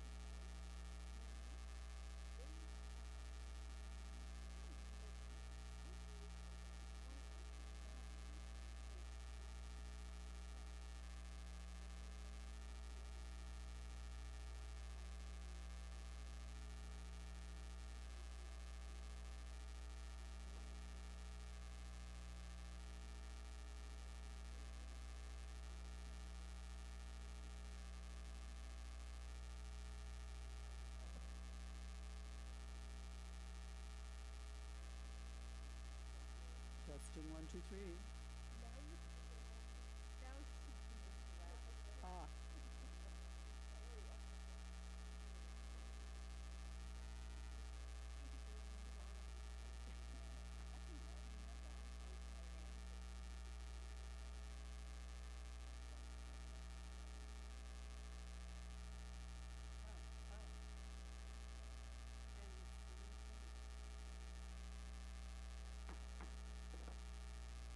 Hold on, okay.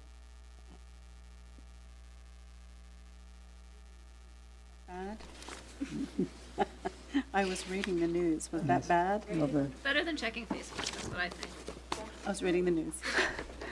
Okay, we are back. From a break. Please continue with your presentation. Yes, so we went through chapter 4, and now we'd love to hear your questions and comments on chapter 4. May I? I would just like to say that I appreciate as well. You've been really thorough on this, and some of the circulation problems. And I know Chairman Manier had mentioned the access to Brisbane Village off of Bayshore, but realistically, no one could have ever imagined 10 years ago that there would be housing in Crocker Industrial Park, and here we are talking about it. So right now we're dealing with the entrance to Crocker with trucks and cars going 55 miles an hour, but in 10 years maybe they won't. And public transportation, which is hard to come by, in 10 years it may change. So that I think it's important to keep this in perspective, that what we're doing is we're just putting together a framework. It's not built. It may not be built for a while. It may change over the time. And that some of these issues will be addressed, that we can't always think of every single little detail. And some of these will have to be left for later on. Thank you. The thing is, this is the opportunity to bring whatever we think at this point, Absolutely. and rather than wait and after that the plan has already been approved. This is our opportunity to tell council what we're looking at. Well, but at the same rate, someday, if one of these property owners comes to the planning commission with a specific plan, it will be another opportunity to say, things have changed. We need to have you deal with this or this or this. So it's a little bit of both. Yeah. The design guidelines, we went through that pretty quick, but I think a lot of that stuff we already covered. Mm-hmm. So, unless anyone else No, has I've any. been going over this for Okay. 100 years now. Okay, and I know that this was mentioned earlier, and I misspoke a little bit. We had talked about asking for questions now, and then allowing for public comment, and then doing more deliberation. So the next section, if you don't have any questions on chapter 4, is the administrative section that Julia will cover. Yeah, thanks, Christina. So we did review on June 22nd the basic administrative review process that would be proposed for the residential overlay zones, assuming, again, that a project is submitted that meets the design guidelines as well as the development standards. And this figure you've seen before, I'm not going to go over it in too much detail. So if we have questions, we're happy to answer them, but we have already addressed this potential process. So the next part that we're going to flip to, sorry, I'm doing double duty here, is to talk about implementation in the form of the general plan amendments that are before you tonight. So to implement the plans, requirements for the new residential zoning overlays as well as the commercial vision area, the general plan amendments before you propose a new general plan sub area. We're calling it the Parkside area. Very creative. This includes the 11 properties that are identified in the plan, and they're showed in this little detail of the land use map. And I just want to note that you have, it's shown here on the slide, and you also have printed out on the dais. The Brisbane Skate Park was inadvertently colored the same purple as our new land use designation. We switched that so it's public facilities and parks just so noting that that's a little bit different. The new land use designation also is proposed to encompass the 6 properties that would be allowed for residential development. This is referred to in our draft amendments as the Parkside Residential and Trade Commercial land use designation. So again, this would allow residential as well as trade commercial land uses that are currently allowed in the TC land use designation. The general plan amendments would also include a policy addition to Chapter 12 of the general plan, which looks at sub-area specific policies. So this would add the Parkside area as a new general plan sub-area and add a single policy that essentially would direct any new residential or commercial development in the Parkside area to comply with the provisions of the Parkside plan, its design guidelines, and application review procedures. And then there's some associated renumbering along with that to reflect that this is a new sub-area. No changes to any other policies are proposed. The yellow highlighted text in that attachment actually reflects the language you had previously recommended approval for related to the Northwest Bayshore general plan amendments. And the the implementing zoning would be followed up after your review and recommendation and council's adoption of the Parkside plan. So that would be a separate application process for the new PAOZ1 and PAOZ2 district regulations. Those will be adopted by ordinance and subject to a separate public hearing process before you and the city council. The other component we wanted to talk about before we jump into the public hearing is the rapid health impact assessment that Commissioner Mackin referenced earlier. It is attached to your agenda packet and is published on the website.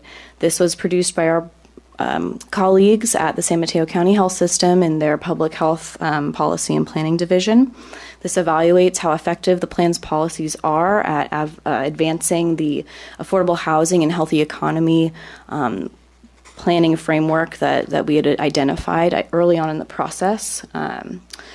Their recommendations do include increasing inclusionary housing requirements, increasing potentially the densities that are contemplated in the plan, reducing parking requirements, and then a couple other policy recommendations that in their analysis would actually enhance the provision of affordable housing in the plan's build-out. They also provided recommendations regarding providing living wages during project construction, providing some support to existing business owners and tenants who may either face displacement or increased pressure for competition in a redeveloped commercial area. And again, this would be to protect the local economy and small businesses that we already have in town through potential redevelopment. So those recommendations are available for you guys to act on in your recommendation to City Council. And that concludes our presentation. So, unless there's any questions on what I just talked about, you are... Pretty quick. Yeah. Do you have any questions? I'm happy to answer them, or we can jump into public comment. Go ahead. I have some very serious reservations about reducing parking requirements. I'll just make that known right now for about 154 reasons. Well, Planning Commission has gone through this number of times regarding the parking concerns in the city. And in this one here, I think we have to be very careful. Whatever we design, we should provide enough parking. We don't want to create the same situation as we have now. Always. Or worse.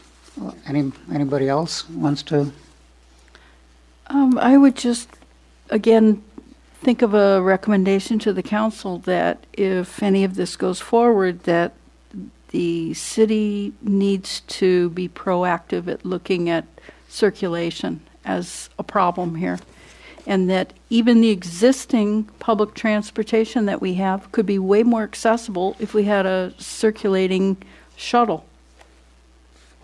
And that's not as expensive as it sounds. It's already being done in other communities because it will alleviate the parking long term. So it could pay for itself and alleviate the parking as this goes along. I believe these shuttles are about $20,000, so They're very inexpensive. Anything else? Commissioner Anderson, you've been very quiet tonight. I only have a few comments. I Go ahead. Hold them until after the public comment. After the public comments, okay, you want to wait that long, that's fine with me. Okay, nothing else, then we will start the public hearing. What I'd like to do is I make a motion to open the public hearing. no motion, just open it. Just open it? Okay, we'll just open it. Sometimes we make a motion, sometimes we don't. Okay, so we started a public hearing. I had three slips here, and anybody else wants to talk in front of bring their views in front of the Planning Commission, please fill out this slip. If not, you can will get a chance to talk before the commission. And what I'll do is I will call your name in the order that I received. The first one I received was Stephanie Strokes, and that's from 80 California Street, San Francisco. And the subject is letter by DCT Industrial, dated June 28th, regarding proposed amendments. And this is the letter you're talking about, the one that we received. Glad to see you have it. Cox Castle, everybody has that letter? Mm-hmm. Okay, so Okay. go ahead. Good evening, Stephanie Straka. I'm an attorney with the law firm of Cox Castle and Nicholson in San Francisco. We represent DCT. There it is. We represent DCT Industrial, who, as you know, owns several properties over which the overlay is proposed. And DCT is not, as the letter states, the June 28th letter, which you have on your dais, they are not opposed to the precise plan or the amendments or the overlay over the property, but has proposed a few clarifying amendments to the plan, which are stated in the letter. As has been said multiple times this evening, the plan is not intended to amend or to affect the existing uses that are allowed in the underlying zoning. However, we've identified a few instances where there's a little bit of ambiguity, and we would ask that some amendments be made to clarify that ambiguity, because this plan is intended to be in use for many years, and when we're interpreting it years from now, we want to make sure we know what we're talking about. And so I would ask for an amending motion to incorporate those changes. And that is it. Okay, thank you. Thank you. Staff, did you get a chance to review this, John? Yes, we have reviewed it. Well, if I could ask a question before you go. So I appreciate the letter, and it is definitely in alignment with what we talked about in previous meetings, that there's no intention to change existing use or force the property owners to do anything. So I think all of your comments are exactly in line with what we've been thinking of. I do have one question, though, and that was I wondered if in any of your discussions that any of the owners entertained any sort of residential conversion of this property on any timeline. I'm not aware of the property owner's intentions to change the use at this time. The intention is just to ensure that the existing uses remain conforming under the proposed changes. All right, thank you. Thank you. Okay, and next in the line is Tony Varios. And Tony also submitted this letter, which I forgot to mention, the memo, which I forgot to mention earlier, but that has to do with the Baylands. Hunter's Point. I won't be talking about that this evening. Yeah. But thank you. But I just want to put this in the record that we did receive it. Thank you very much. I do wish you would take a look at that. My comments are, first, that I'm for the long-term controlled growth and adding housing. For starters, I think I should have backed up. I just misspoke. I don't like the name of this thing. Instead of Parkside, I'd rather call it Park Lane or some other thing. But what are your reasons for not liking it? and it just bugs me. Okay? It just bugs me.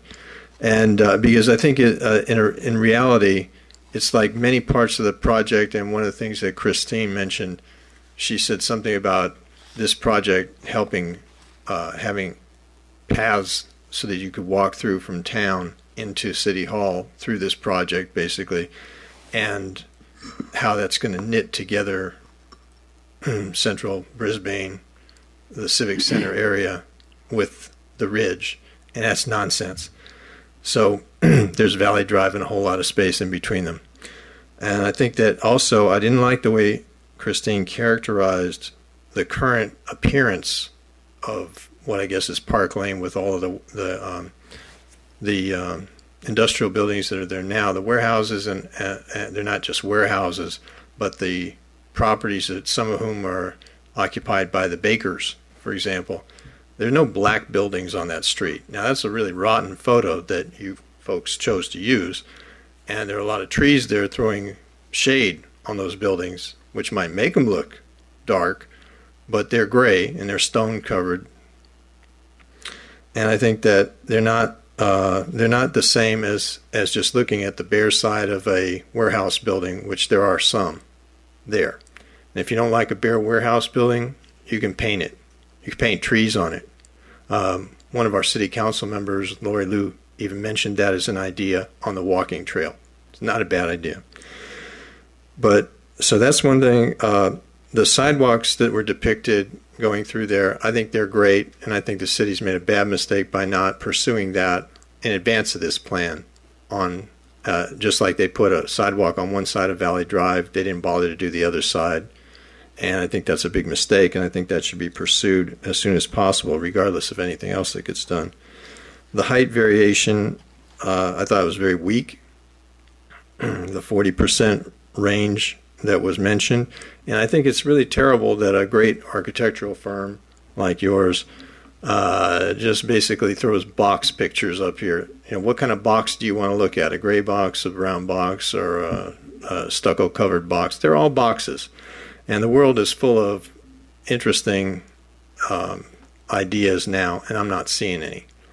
The other thing is that in the first iteration of this, before Councilmember Davis and O'Connell brought up their ideas and changed it quite a bit, I'm not sure. I think it had U-shaped buildings. Is that correct? Do you recall the first iteration that you guys had? They were L-shaped. Okay. I'd rather have them be U-shaped so they're open to the street, and then when you go inside, you have a courtyard at each building, and still the parking in the back like they had it. The other thing is you raise it up a level in the back, and you can put parking underneath. The other thing that really bugs me a lot, almost every single one of these depictions shows grass or turf. And we shouldn't be even looking at turf. It's very hard to maintain. It's a pain in the butt and eats water. That's not sustainable in terms of the way we look at things with our drought climate. The drought just broke after, close to 10 years. So I'd like to see no turf and see a little bit more imagination there. Landscaping. I happen to be a landscape artist, so it's a hot spot with me. And there was a question of wind and the orientation of the buildings and wind screens and things like that. Well, courtyards fix that. And that's something else you see a lot in Europe. Is it possible, Julia, is it possible for you to put up that slide that's G13? I think it's it's G1.3, whatever that is. Yes. Can you please? If you put that up there, I'm not sure if I understand John Swicky's comments about it was something like 20 units per acre or something like that. You folks may be more familiar with those requirements for the state's requirements on the density of land. That is what was accepted. Yeah. That's a done deal. Yeah, but it's something that the state is requiring, is it not? Correct. Yeah, so it's not something you've accepted, it's something they're putting on you. When I look at the properties shown there, across from 105 and 91, there are two buildings. One of them is at the corner, and the other one's right behind it. I'd like to see know why those two weren't included in there, because that's where the parking ought to go. The one on the corner right now, next to City Hall, would be great for the fire and police department in the future, or some other civic center use. And the one next to it could be a parking structure that wouldn't be ugly, but that would be a place to put it. The other comments about parking just didn't seem very imaginative. The other question is Valley Drive. Valley Drive may be too far for most of these people to park and walk to their homes. I'm not exactly sure about that, but I do think Valley Drive ought to have parking open on both sides of it. That would take care of a lot of parking in the Crocker Park. In the future, I think more of that will be needed. I mean, as a matter of fact, right now, I know where I am, right across from City Hall, we have a tremendous parking problem. The units there, which are condos, were all built with, say, 2.5 spaces each, something like that. And we have some contractors in there who have 20 or 30 employees. So there's a tremendous need for parking there. I like Karen's shuttle bus idea, the electric shuttle bus thing. There's also an article that I saw in the paper, I think yesterday or so, about a company in San Francisco, I think, that's pushing robot cars. And their concept for their robot, they're like robot pods or something. But their concept is that they think they're going to actually put cars out of business, and it's all going to go that way. We don't know. But as we've seen, some things in technology pushes very, very quickly, and other things push really, really slowly. And when it comes to this housing issue, I really hate that we're still talking about boxes and very unimaginative things. And I think that the city itself, our residents, are very sensitive to their needs and desires, but I think they want to have it both ways. They want to have density, but they don't want to build it. They want to have senior housing, but they don't want to build it. They want it all. They want to have what Karen said about all the European niceties of having a chocolatier or a craft artist who can maybe live upstairs, but they don't want, it's not going to pencil out. So ultimately, I think this project has been designed a little bit backwards, because you've got to really look at what's marketable to a developer, what's going to make them salivate, so they come in and make an offer to a property owner that the property owner can't refuse, or what makes the property owner so enticed that they want to do it themselves because they can see the advantage. And at the same time, you need to have that development built on a framework, which is what you guys are trying to do, that doesn't irritate the town residents to a point where they want to throw you all out of office on your ear and go crazy, because they do want to have some respect for the character of the town. But this is a very eclectic town, and it's changing a lot. We've got that now house up on the hill, I think it was Humboldt, where it's like 4 stories up the hill and $3 million. That's, what's the character of Brisbane? It's whatever anybody approves and whatever anybody ever did. It's a lot of different things. So thank you for your hard work, and I hope you'll stick with it. Thank you. Anybody has any comments on what Tony mentioned? Nope. Nope. I do one. Okay. The idea of putting parking under, say, a fourth story in the back might be something worth looking into. Just to add some. I think parking is going to be a very, very big issue, and this town has been talking about that for last almost 18 years I've been as planning commissioner. Every single meeting or every other meeting we talk about parking. So this will be a big, big issue for everyone, and I think in your plan you should really consider how to increase the parking. Okay. Just keep that there. I know. Well, Yeah, there are a lot of restrictions, but I'm sure a good architect can come up with some good ideas, There are always ways to do it. Okay, the next one is Bill Detmer. He wants to talk about the Parkside wheelchair access. So, I'm glad to hear that it looks like this development will be usable by many handicapped people because of the elevators and the access, and I think it's also advantageous for people to live there because they're close to medical emergencies and they can walk to central Brisbane and help the restaurants stay afloat, and they're just a short distance from the bus stop. So it seems like a modest plan, and it seems like it could help a lot of people. Thank you. Thanks. okay. Next one is Lisa Snyder from 404 Mendocino Street. And you want to talk about the Bayside plan. That's in Parkside. Yes, just a couple points.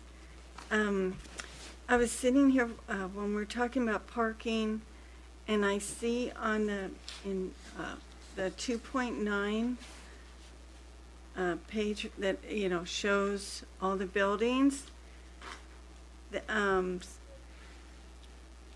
So I don't know if you want to bring it up. Yes. So in the top right-hand corner, okay, where it says retail/dining, at the bottom it says parking 140, right there. And I thought, well, 140 parking spaces, that sounds good to me. I think that's for the retail Yes, section. for the commercial part Yeah. of it. Well, I mean, of course, we need parking so that people want to come. Yeah, but the concern is the residential parking is a bigger issue. Oh, well, I like, under the small unit housing, it says there's going to be 62 parking spaces and 27, I think it says tucks under. So does that mean that's on the bottom Yeah, hang on. level? I can't read it. You'd either. have, Does look like you'd it's have- under. yeah, so. Under the small units, Mhm. Julia, 41. It says 27 tuck under and 35 surface. What's tuck under? Tuck under being That's the word. Right, yeah. Okay, The first floor will be a parking lot. so we are doing some subterranean parking Yeah. then. No. It's a, Okay. Just to be clear, the fire requirements for parking I'm sorry, Christine, could you speak into the you have to come to the Oh, sorry. mic.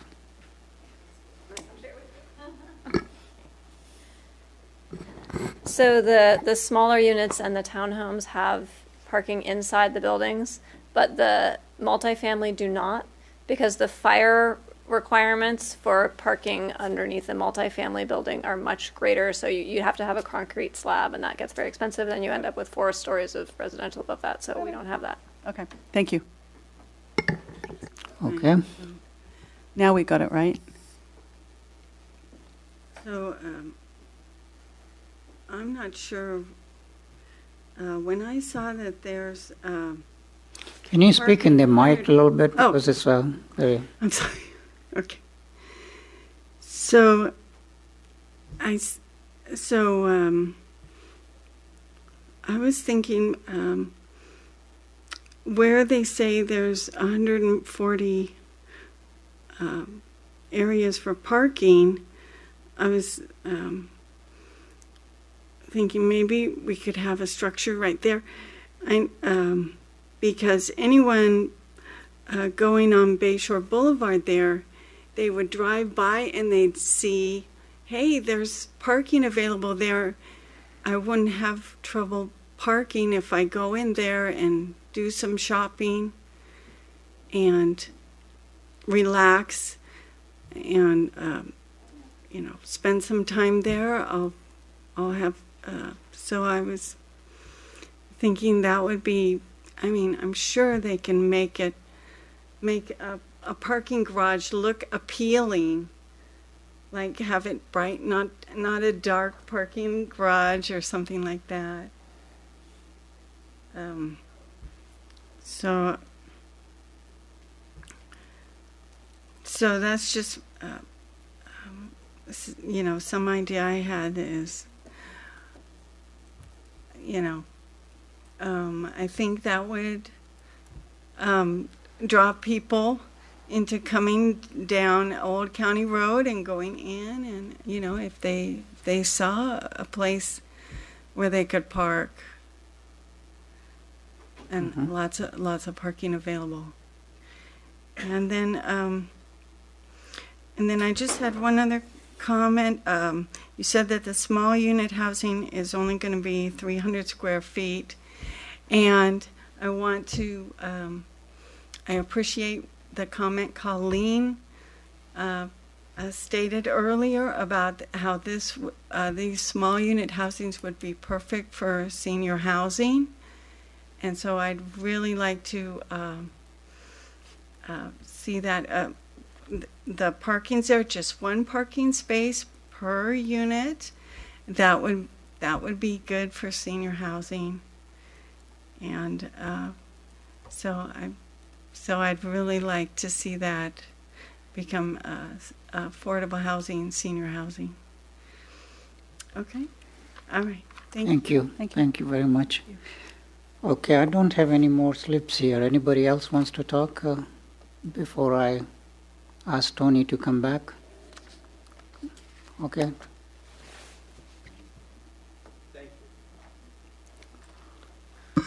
A nice lady who I haven't met reminded me of something important.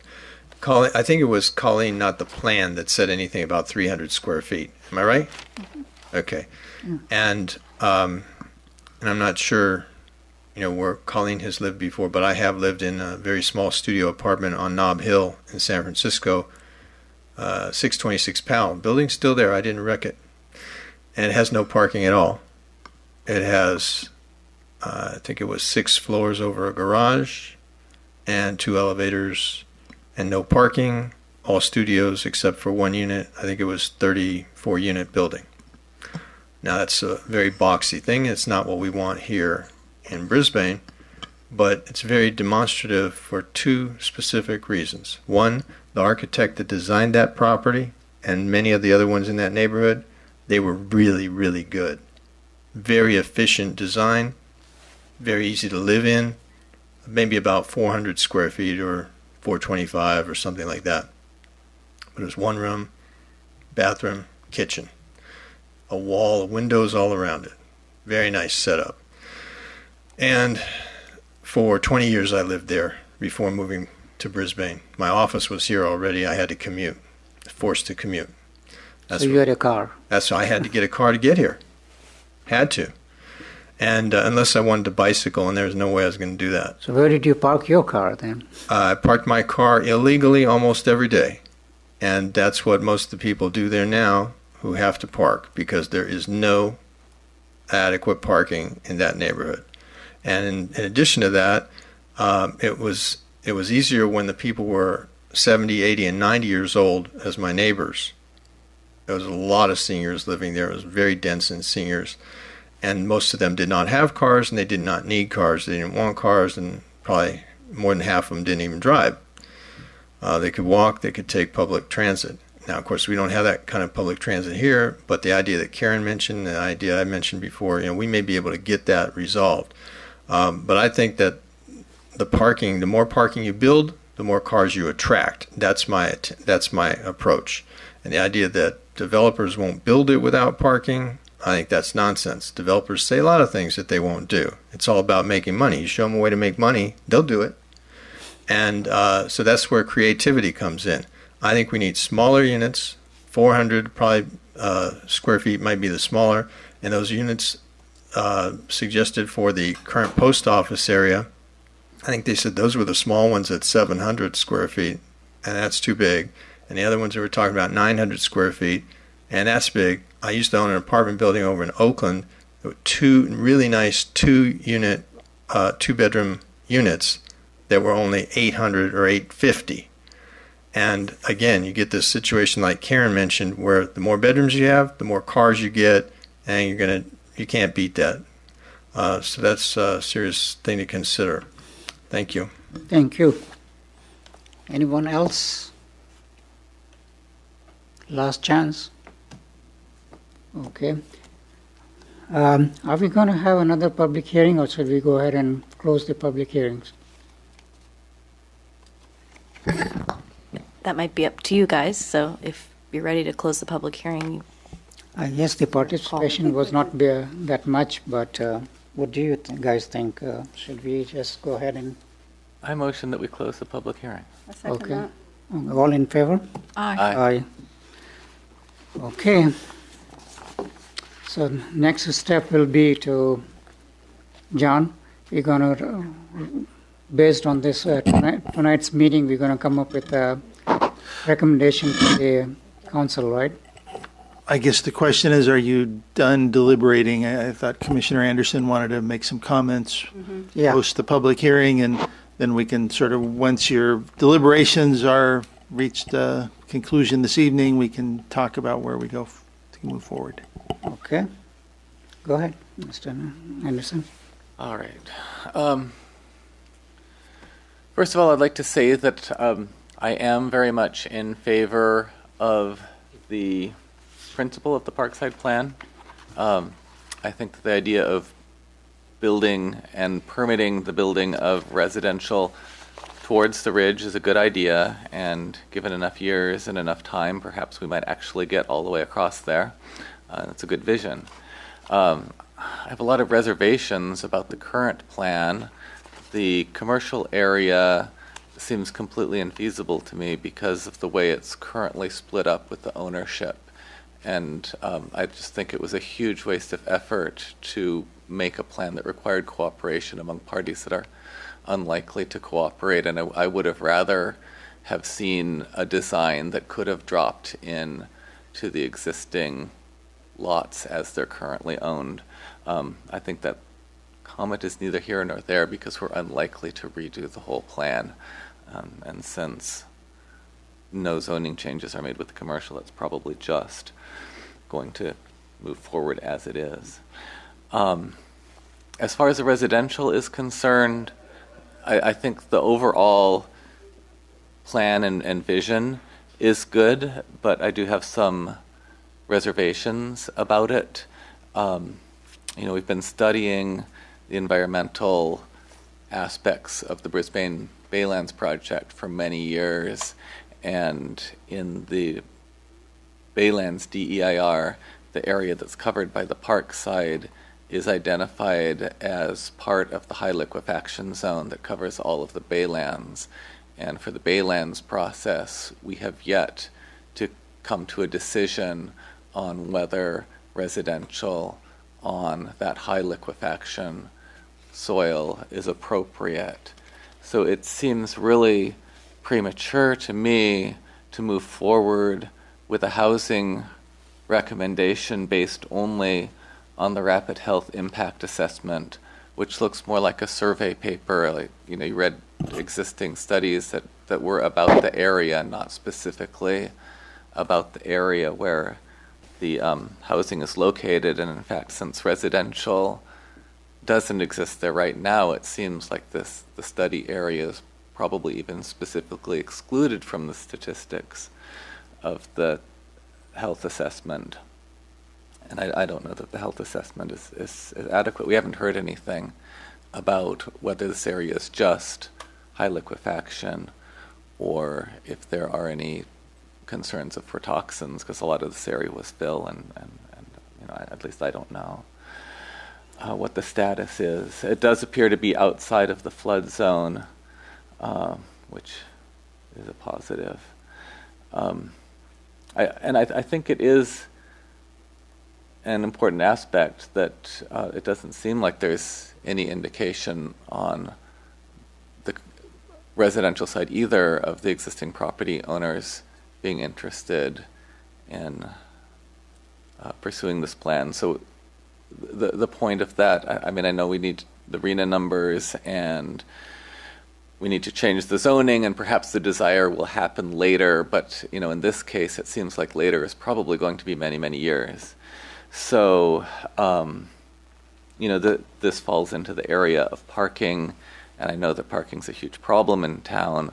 I would hope, though, that we would not simply capitulate and build a lot of parking, because I think long-term, when you're talking about 10 and 20 years out, I do think that we are going to have a lower demand for driving. It seems hard to believe when you're living in a very single car dependent society like California. But, I lived in Tokyo for 3 years, and there was not the same need for personal car ownership there. And I think over the course of 10 or 20 years that we could have a shift like that here in this area.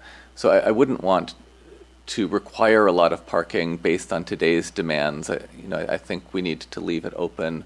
So if it's not going to be built out for 10 or 20 years, that we could consider low parking plans if conditions warranted it, but we would have the flexibility to maybe require more parking if perchance someone suddenly decided, yes, this is really profitable and we want to switch it next year.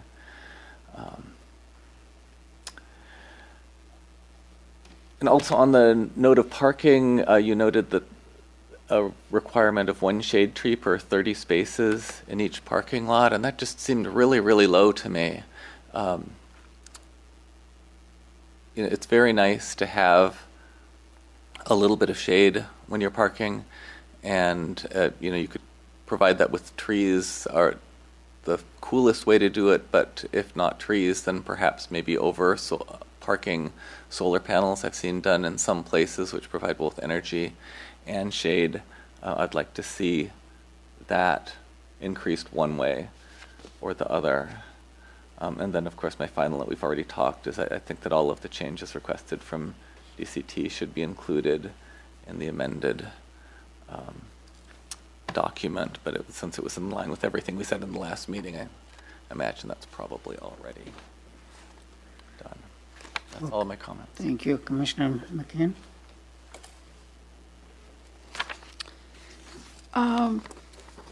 Regarding the changes in wording proposed by Cox and Castle Nicholson, I did read those through thoroughly, and the only one I had a question on was perhaps the last one, because in the packet that we have on what appears as page 222, also G.1.4.1. It seems like adding this last amendment becomes contradictory then.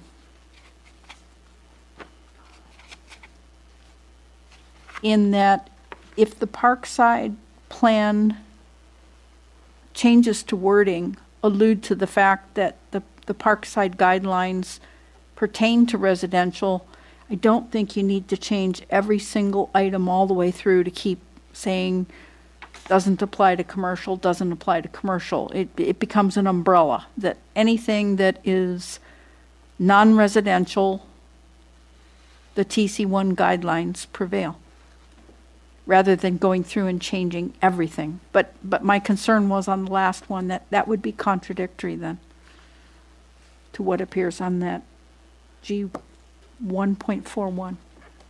Sorry, which part is contradictory? The proposal by the law firm is to add stipulation,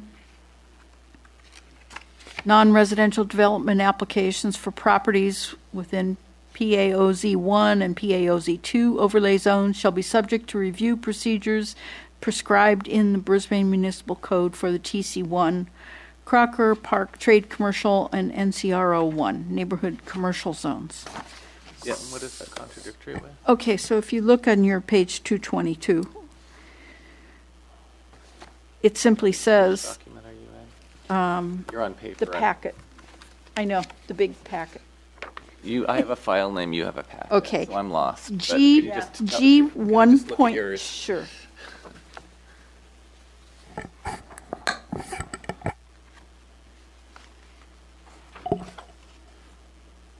So it alludes to the Parkside Village precise plan, which is. I think they say the same thing in the opposite way, because this one says non-residential and this is new residential. Yes, so all I'm saying is, if you establish that the plan has residential and commercial aspects that revert back to the TC1, if that's in there as an umbrella, anything residential falls under the guidelines. Anything that's not, doesn't, rather than going through and changing everything.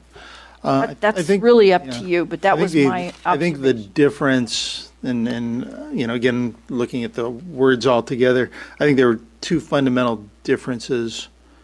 One is that the policy that you're referring to is a general plan policy, which, as we've defined, Parkside includes the shopping center. So I think when they talk about commercial, they're referring to the shopping center. I think what DCT is probably more interested in is and they make very specific reference to the two new overlay zone areas, that they're non-residential current tenants and any future uses that might comply with the current TC zoning are somehow recognized. So there are physically two different areas being described, but I see your point, and we'll try to make sure it's very clear at the end. No, I think that's good. Thank you for that. I had forgotten about the commercial component with Brisbane Village, so I appreciate that. Thank you. Commissioner Cunningham? I have no comments at this point. I just pulled up the USGS map of this entire area in case people don't have it. I just sent it to you, John. If you could get it to the planning commissioners, that would be great, just so you've got it for future reference. Yeah, I was going off of what was in the DEIR. If you have something different, then I'll be happy to take a look at it. Does it show as a liquefaction area? Yes. It does. Okay, thank you. Okay, I think the way I look at this whole plan is just an exercise to come up with a plan, but in order to implement that is going to be very difficult, in my opinion, because there are a lot of landowners are involved, and a lot of them may not be interested to comply with this all new requirements and all that. So, as I mentioned in our last meeting also, that this is one of those studies that we did, the number of years ago when Karen was involved, where we spent a lot of times come up with the plans what to do, and then it was put on the back burner. So similarly, this one here also has the potential to be wind up in a back burner, because there are no really the requirements for the landowners to comply with. It's strictly voluntary, right?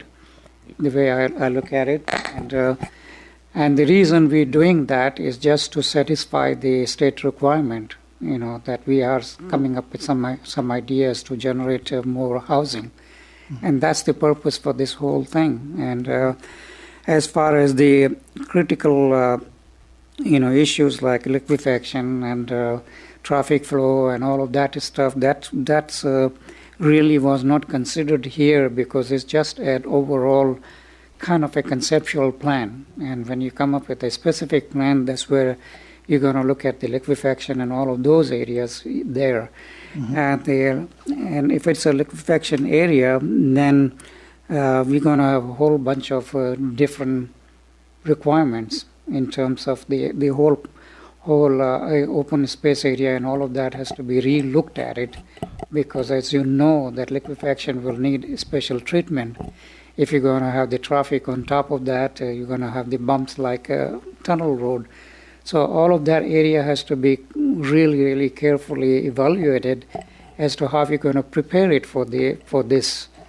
Right now, it looks pretty good on the paper, but when it comes to the real analysis of that, we will find out that we may have to make a lot of changes from what we are shown here, because some of these buildings may have to be relocated if they are really in a terrible liquefaction area, So again, it's a good starting point to satisfy the requirement by the state, and which is just a requirement, as I understand, because each year, and I went through this exercise about 6 times already in my term with the Planning Commission, and we come up with all these ideas. We're going to have 600 homes or 60 homes or 50 homes, and we just build maybe 20 homes at the most, or 10 even. So this is just an exercise to satisfy the state requirement. And I don't know, as I'm with the Commissioner Anderson, that the reality of this is far too less. I don't see it in near future. This will be done, but that's what the council decided to do, and that's what the architectural company were hired to do, and that's why we have this plan. And I'm not very satisfied in terms of this whole exercise because it's not doing anything in terms of enforcement of this. But again, we have to live by what the state rules are, and that's what we're doing here. And yeah, I mean, I appreciate what you're saying. It's a planning tool, like the general plan is a planning tool. Nobody obligates anybody to develop pursuant to the general plan if you have current non-conforming rights or current uses. So it's really no different than any other sort of planning tool the city has in place. This one's a little more clear in terms of its either or kind of condition. It's very clear they can continue their current uses or proceed with this. You know, economies change. When I first met DCT in the recession, they were very interested in mixed use on this particular site. So 8 years, things change. Another 8 years, who knows what they'll think about this if the market for industrial land and commercial property is what it was in 2009. So, you know, these things are subject to cycles, and you're right. I mean, there's no guarantee it's going to happen tomorrow. There's no obligation on the part of the property owner or the city to make it happen tomorrow. But we do have an obligation to demonstrate to the state that we have adequate sites for our housing element. No, but do we have to go through this elaborate plan to show to this area, to the state? Can we just say that this is the area we're planning to build so many homes? Because this one here is... No, we've had this discussion. The city has an obligation to allow housing by right. Yeah, but we can say that... So the tool to allow housing by right is the overlay zone.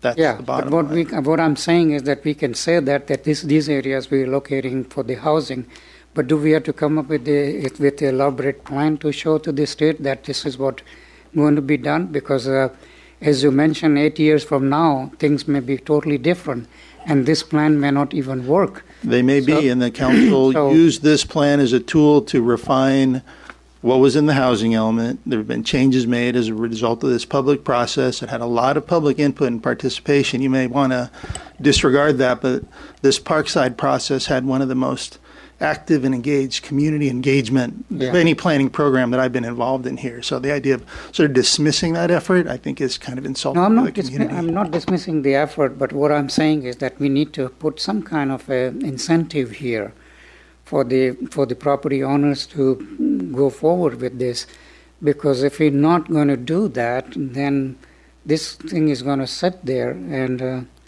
I think this will be similar to the process we had in 2005 or whatever, where you were involved also. And we spent a lot of time. We came up with some very good ideas and didn't go very far. This is the outcome of some of it, that. yeah.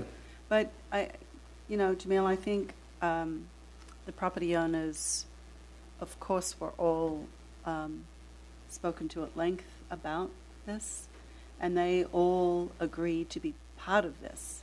So it's not for naught at all, because it actually, from that perspective, adds a lot of value to their property, a lot of value. Yeah, of course. So if when this goes through, basically their property value has just increased by X amount, whether they personally want to develop that land or not, or sell those properties, they're selling something that has added value. I mean, that was part of the problem we had in the first place, is I was not prepared to have this conversation in any way, shape, or form if we were going to take value from anybody. So we've added value to these properties, and I'm sure they're happy about that. Whether they decide to do anything with it or not is a completely different thing for a million different reasons. Yeah. And the thing is, this is a proactive, step, because I always believe that we should be proactive than the reactive. So this is the one that we are going forward with that. But again, My main concern is 5 years from now, we may be looking at the new plans again, but that's the way the process is. As far as the parking goes, I think we cannot, we have to look at, because right now we're looking at the plan as of now, and we have to look at the parking needs as of now. We cannot say that 10 years from now, this will be the parking requirements. At that time, we will have to assess it at that point. But if we don't provide the enough parking now at this stage, and suppose people decided to build next year, we will be struggling for parking. So, in the initial stage of this plan, we need to have to see what's the current need for the parking. And I think that's what we have to look at it. And in future, if there are fancy transportation systems are developed, at that point we have to look at it, what will be the need at that point. But right now we cannot say that let's not allow enough parking. Mm-hmm. Maybe we could tie the parking requirements to the existence of transportation. We can have some such a language there that as the transportation systems evolve, the parking requirements can be modified, and I think that's going to be a case anyway, right? And when the developer comes before us, at that time we look at the parking anyway, right?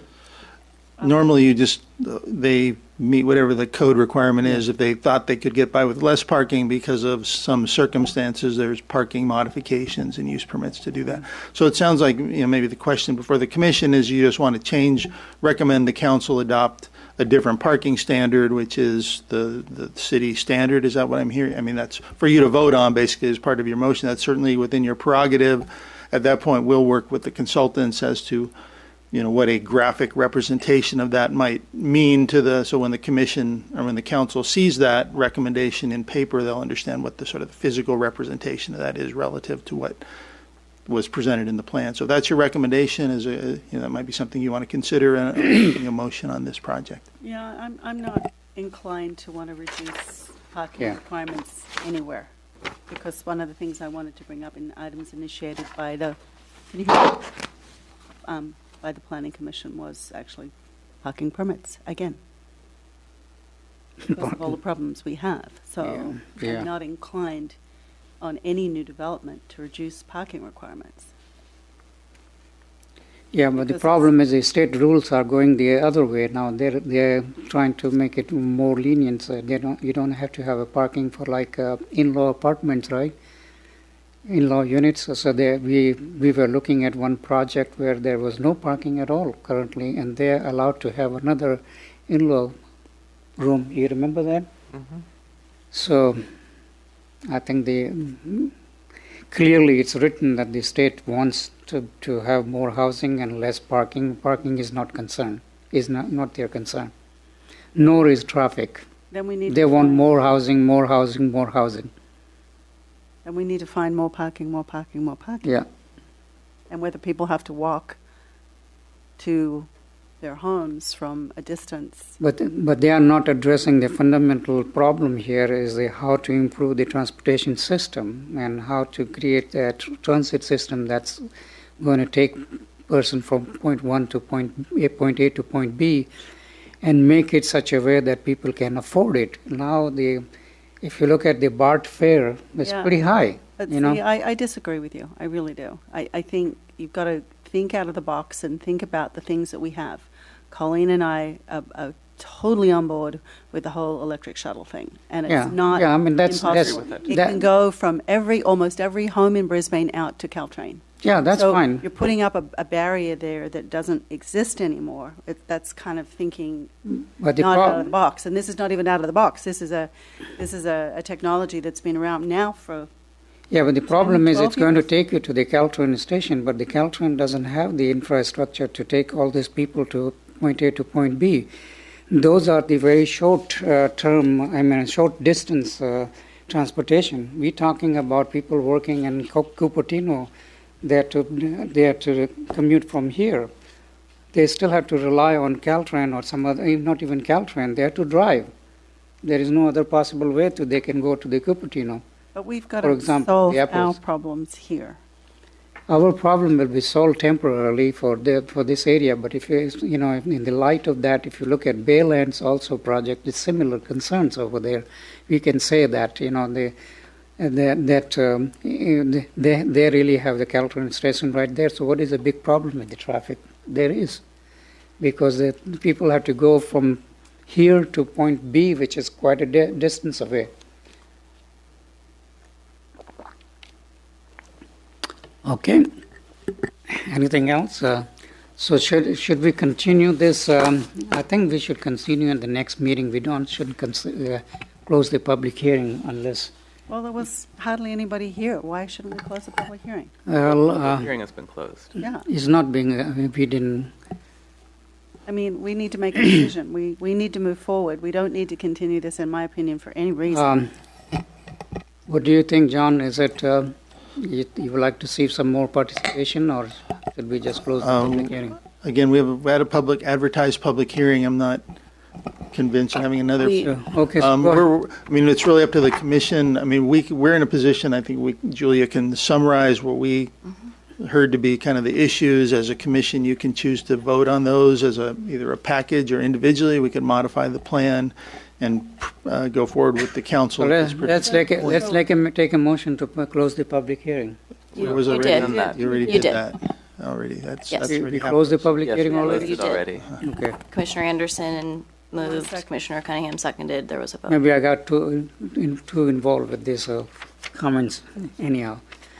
So, How do we do that with all the comments? Do you want me to read off what I wrote down in terms of the salient points people brought up? And Yes. then you can decide what, okay.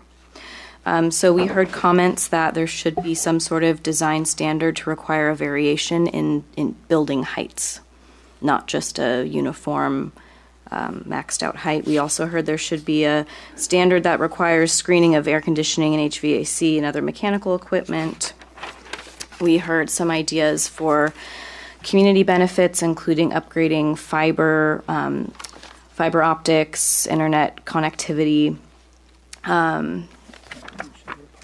contribution to a parking structure, improving existing shuttles, with the provision of potentially electric shuttles, provision or recommendation that the small unit housing be dedicated to senior housing, a recommendation that unit sizes for small unit housing be reduced compared to what's contemplated in the land use framework.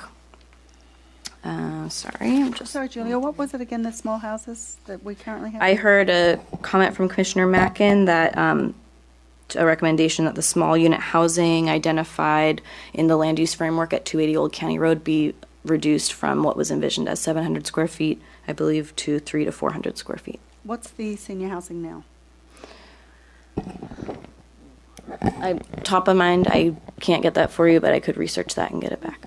They are larger. They're 2-bedroom units. Oh, okay. Senior housing right now, 1 to 2. Okay. So they're definitely more than. I just didn't remember. Sorry. We talked about shuttles.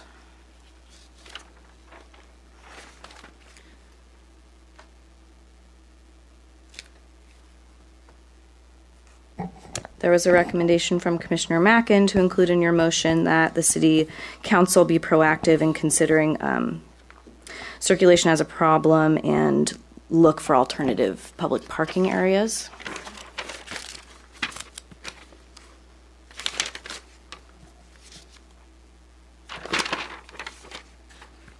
Oh, the ADA and electric car charging? There was a recommendation that the design standards specify that EV chargers could actually be located away from building entrances. and also the wind issue with the wind. Provisions for site design taking into account blocking wind. And also the plaza type of. Plazas are in the design guidelines as well as the development standards.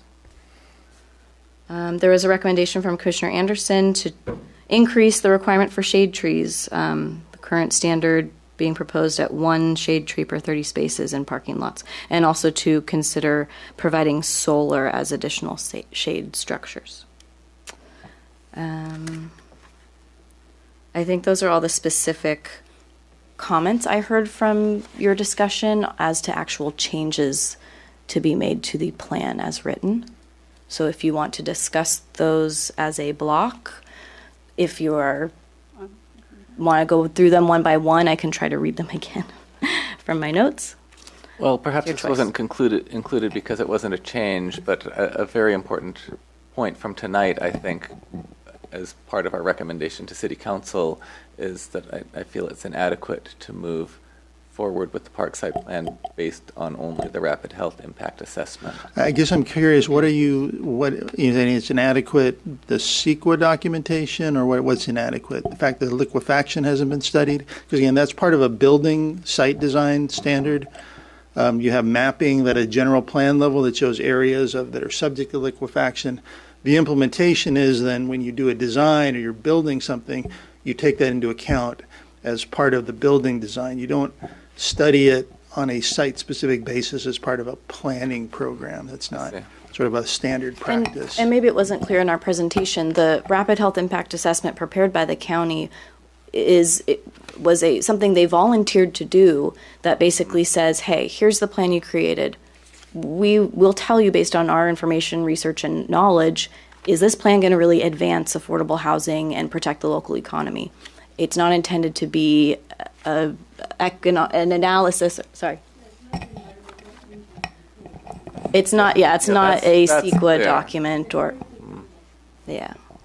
So, just to clarify, it was a supplemental document prepared by the county to have policy recommendations, essentially, of how can we best achieve, or in their opinion, best achieve these outcomes you identified from the outset as being important in the plan's implementation. And to work backward again, when the housing element was adopted, which identified these sites as potential housing sites to be rezoned, there was a negative declaration adopted at that time when the housing element was adopted. And so the idea at a plan level that these sites were considered for planning purposes appropriate for housing was environmentally addressed and as part of adoption of that housing. So that covered building standards, toxic. The typical items, for example, at a general plan level, traffic, toxins, that sort of thing have been addressed in the initial study. The council certified the negative declaration along with their adoption of the housing element in 2015. Would it be possible, since that was before my time, if you could look It's up online. the meeting that was in? And Sure, we can provide you a copy or a link to it. Absolutely. So no EIR will be required, huh? Correct. For this For entire this project? plan, a negative declaration was already adopted by the council for what this plan is proposing in terms of general plan and zoning amendments. That's kind of strange, though. Yeah. Because there are a lot of things here that need to be addressed and need to be evaluated based on the type of the project, and I'm surprised that they did the negative deck on that. I'm really surprised. I have a question, if I may. There's something I completely forgot. I'm sorry. 3.5, private open area design restrictions. Can you explain that to me? What that means? Chris and Christina, do you feel comfortable addressing that? You say 3.5. I've just got it written down here. I just saw there was a title. It said private open area design restrictions. Sorry, I should have caught that before. It's page 39 of the draft plan. Thank you. I'll pull it up.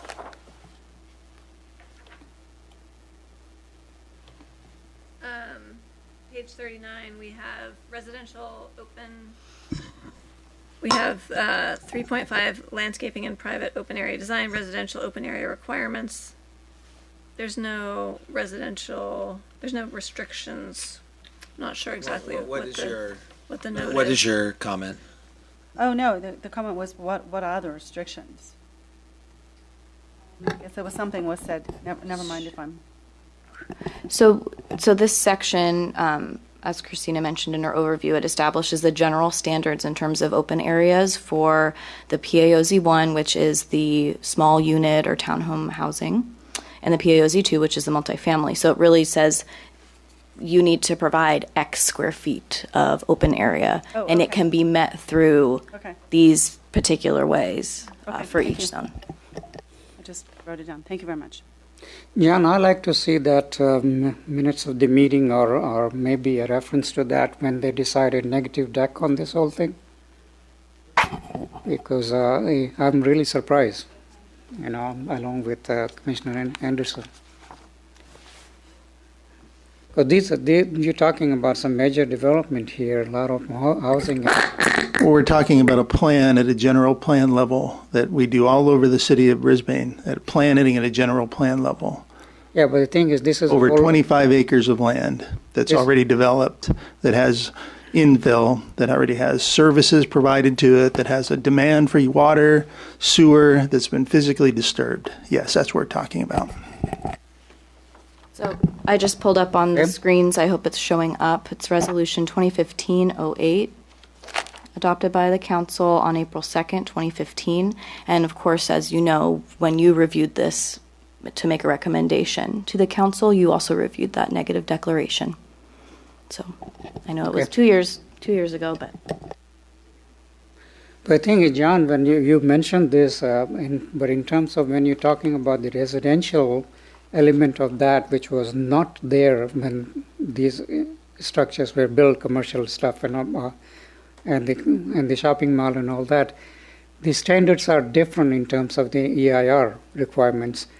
And that's what my concern is, that you may say that those areas were disturbed and whatever it is, but when you're talking about residential and also the possibly senior housing and all that, at that point the EIR requirements should be more thoroughly investigated. Actually, the senior housing is built on exactly the same designated landfill area. I'm looking at the map right now.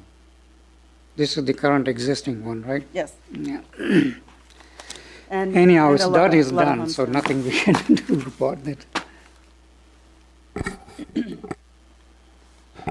So is the commission's pleasure to go through these items? Do you want staff to make the modifications and we come back? What's your pleasure and how to proceed at this moment? I like to see the staff can come back with a written, whatever we discussed tonight, and come up with a language that we can forward that to the council. What do you guys think?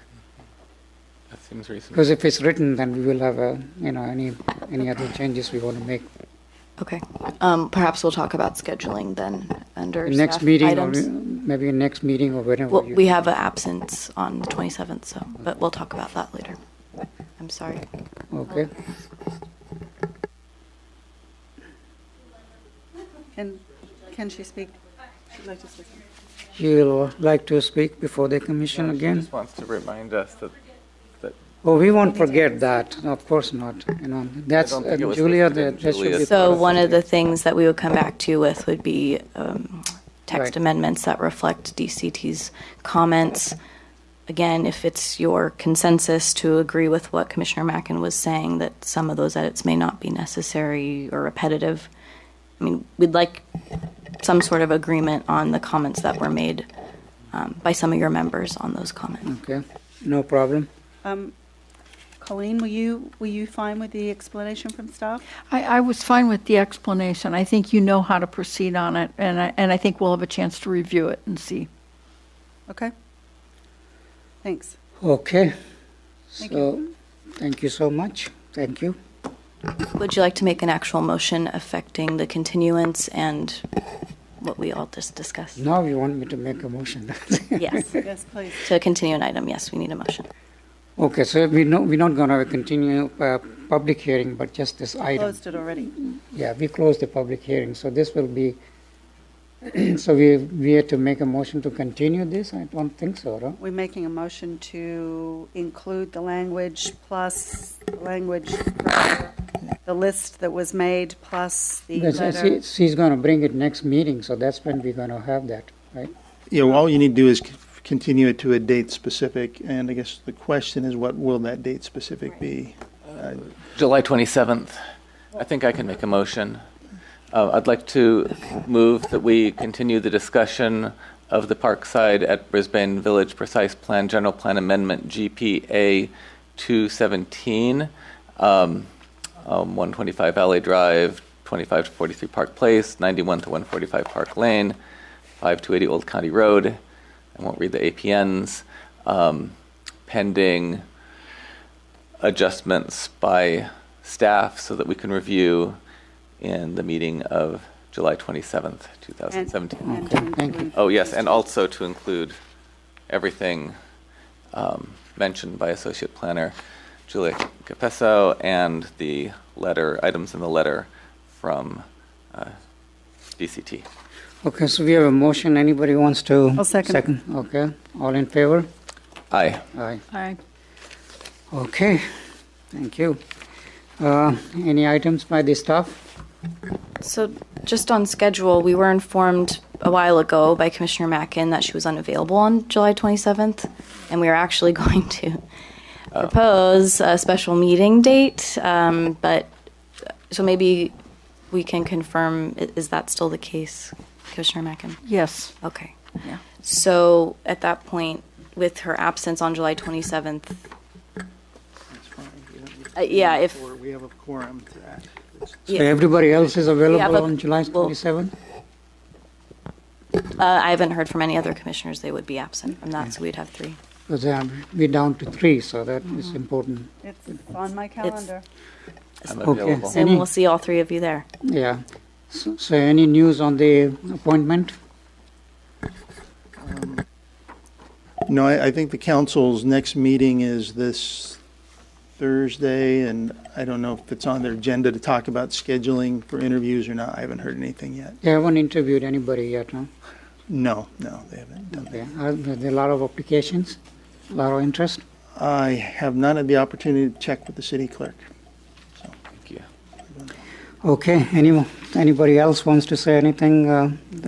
I just wanted to thank MIG as they walk out the door for their patience and their kind work on the presentation. Thank you all very much for having us, and I want to definitely state that this has been in complete partnership with the great staff of the City of Brisbane. They have been phenomenal in helping craft all of the materials and being a part of the presentation, substantive work on the report itself. So they deserve a lot of kudos with all of this. Thank you. Thank you. Thank you, John. Okay. Anything else? Sorry, we do have, if you're interested, the July 20th meeting, there is an item on the council schedule to talk about making appointments for various commissions and committees. So if you want to check that staff report out online, it's there. Okay, thank you. So make a motion to anybody for regular meeting of No, items initiated by Initiated by the council. the nothing? planning Nobody commission. says anything? No, I you already didn't asked. ask. You didn't I ask. ask? You did not ask. I didn't hear you ask. Okay, I'm asking again. Anybody has any other comments under the items initiated by the commission? Not by me. I do. You do? Okay, Yes. go ahead. I said I would really like for us to bring up again the very unpopular topic of parking permits in Brisbane. It has been a sore topic, and I'll probably get my house egged tonight for even bringing it up. But if I could count the cars that belong to the homes in my vicinity and the amount of cars that decide, well, the amount of people who decide to use Brisbane as a long or short-term parking lot rather than pay parking fees at SFO, it's beyond a joke at so many levels. Last week I was just outside the hardware store, and there's a young couple with their Louis Vuitton luggage getting into their large SUV and moving things around, and they said hi when I walked by, looked a little sheepish, and I said hi back.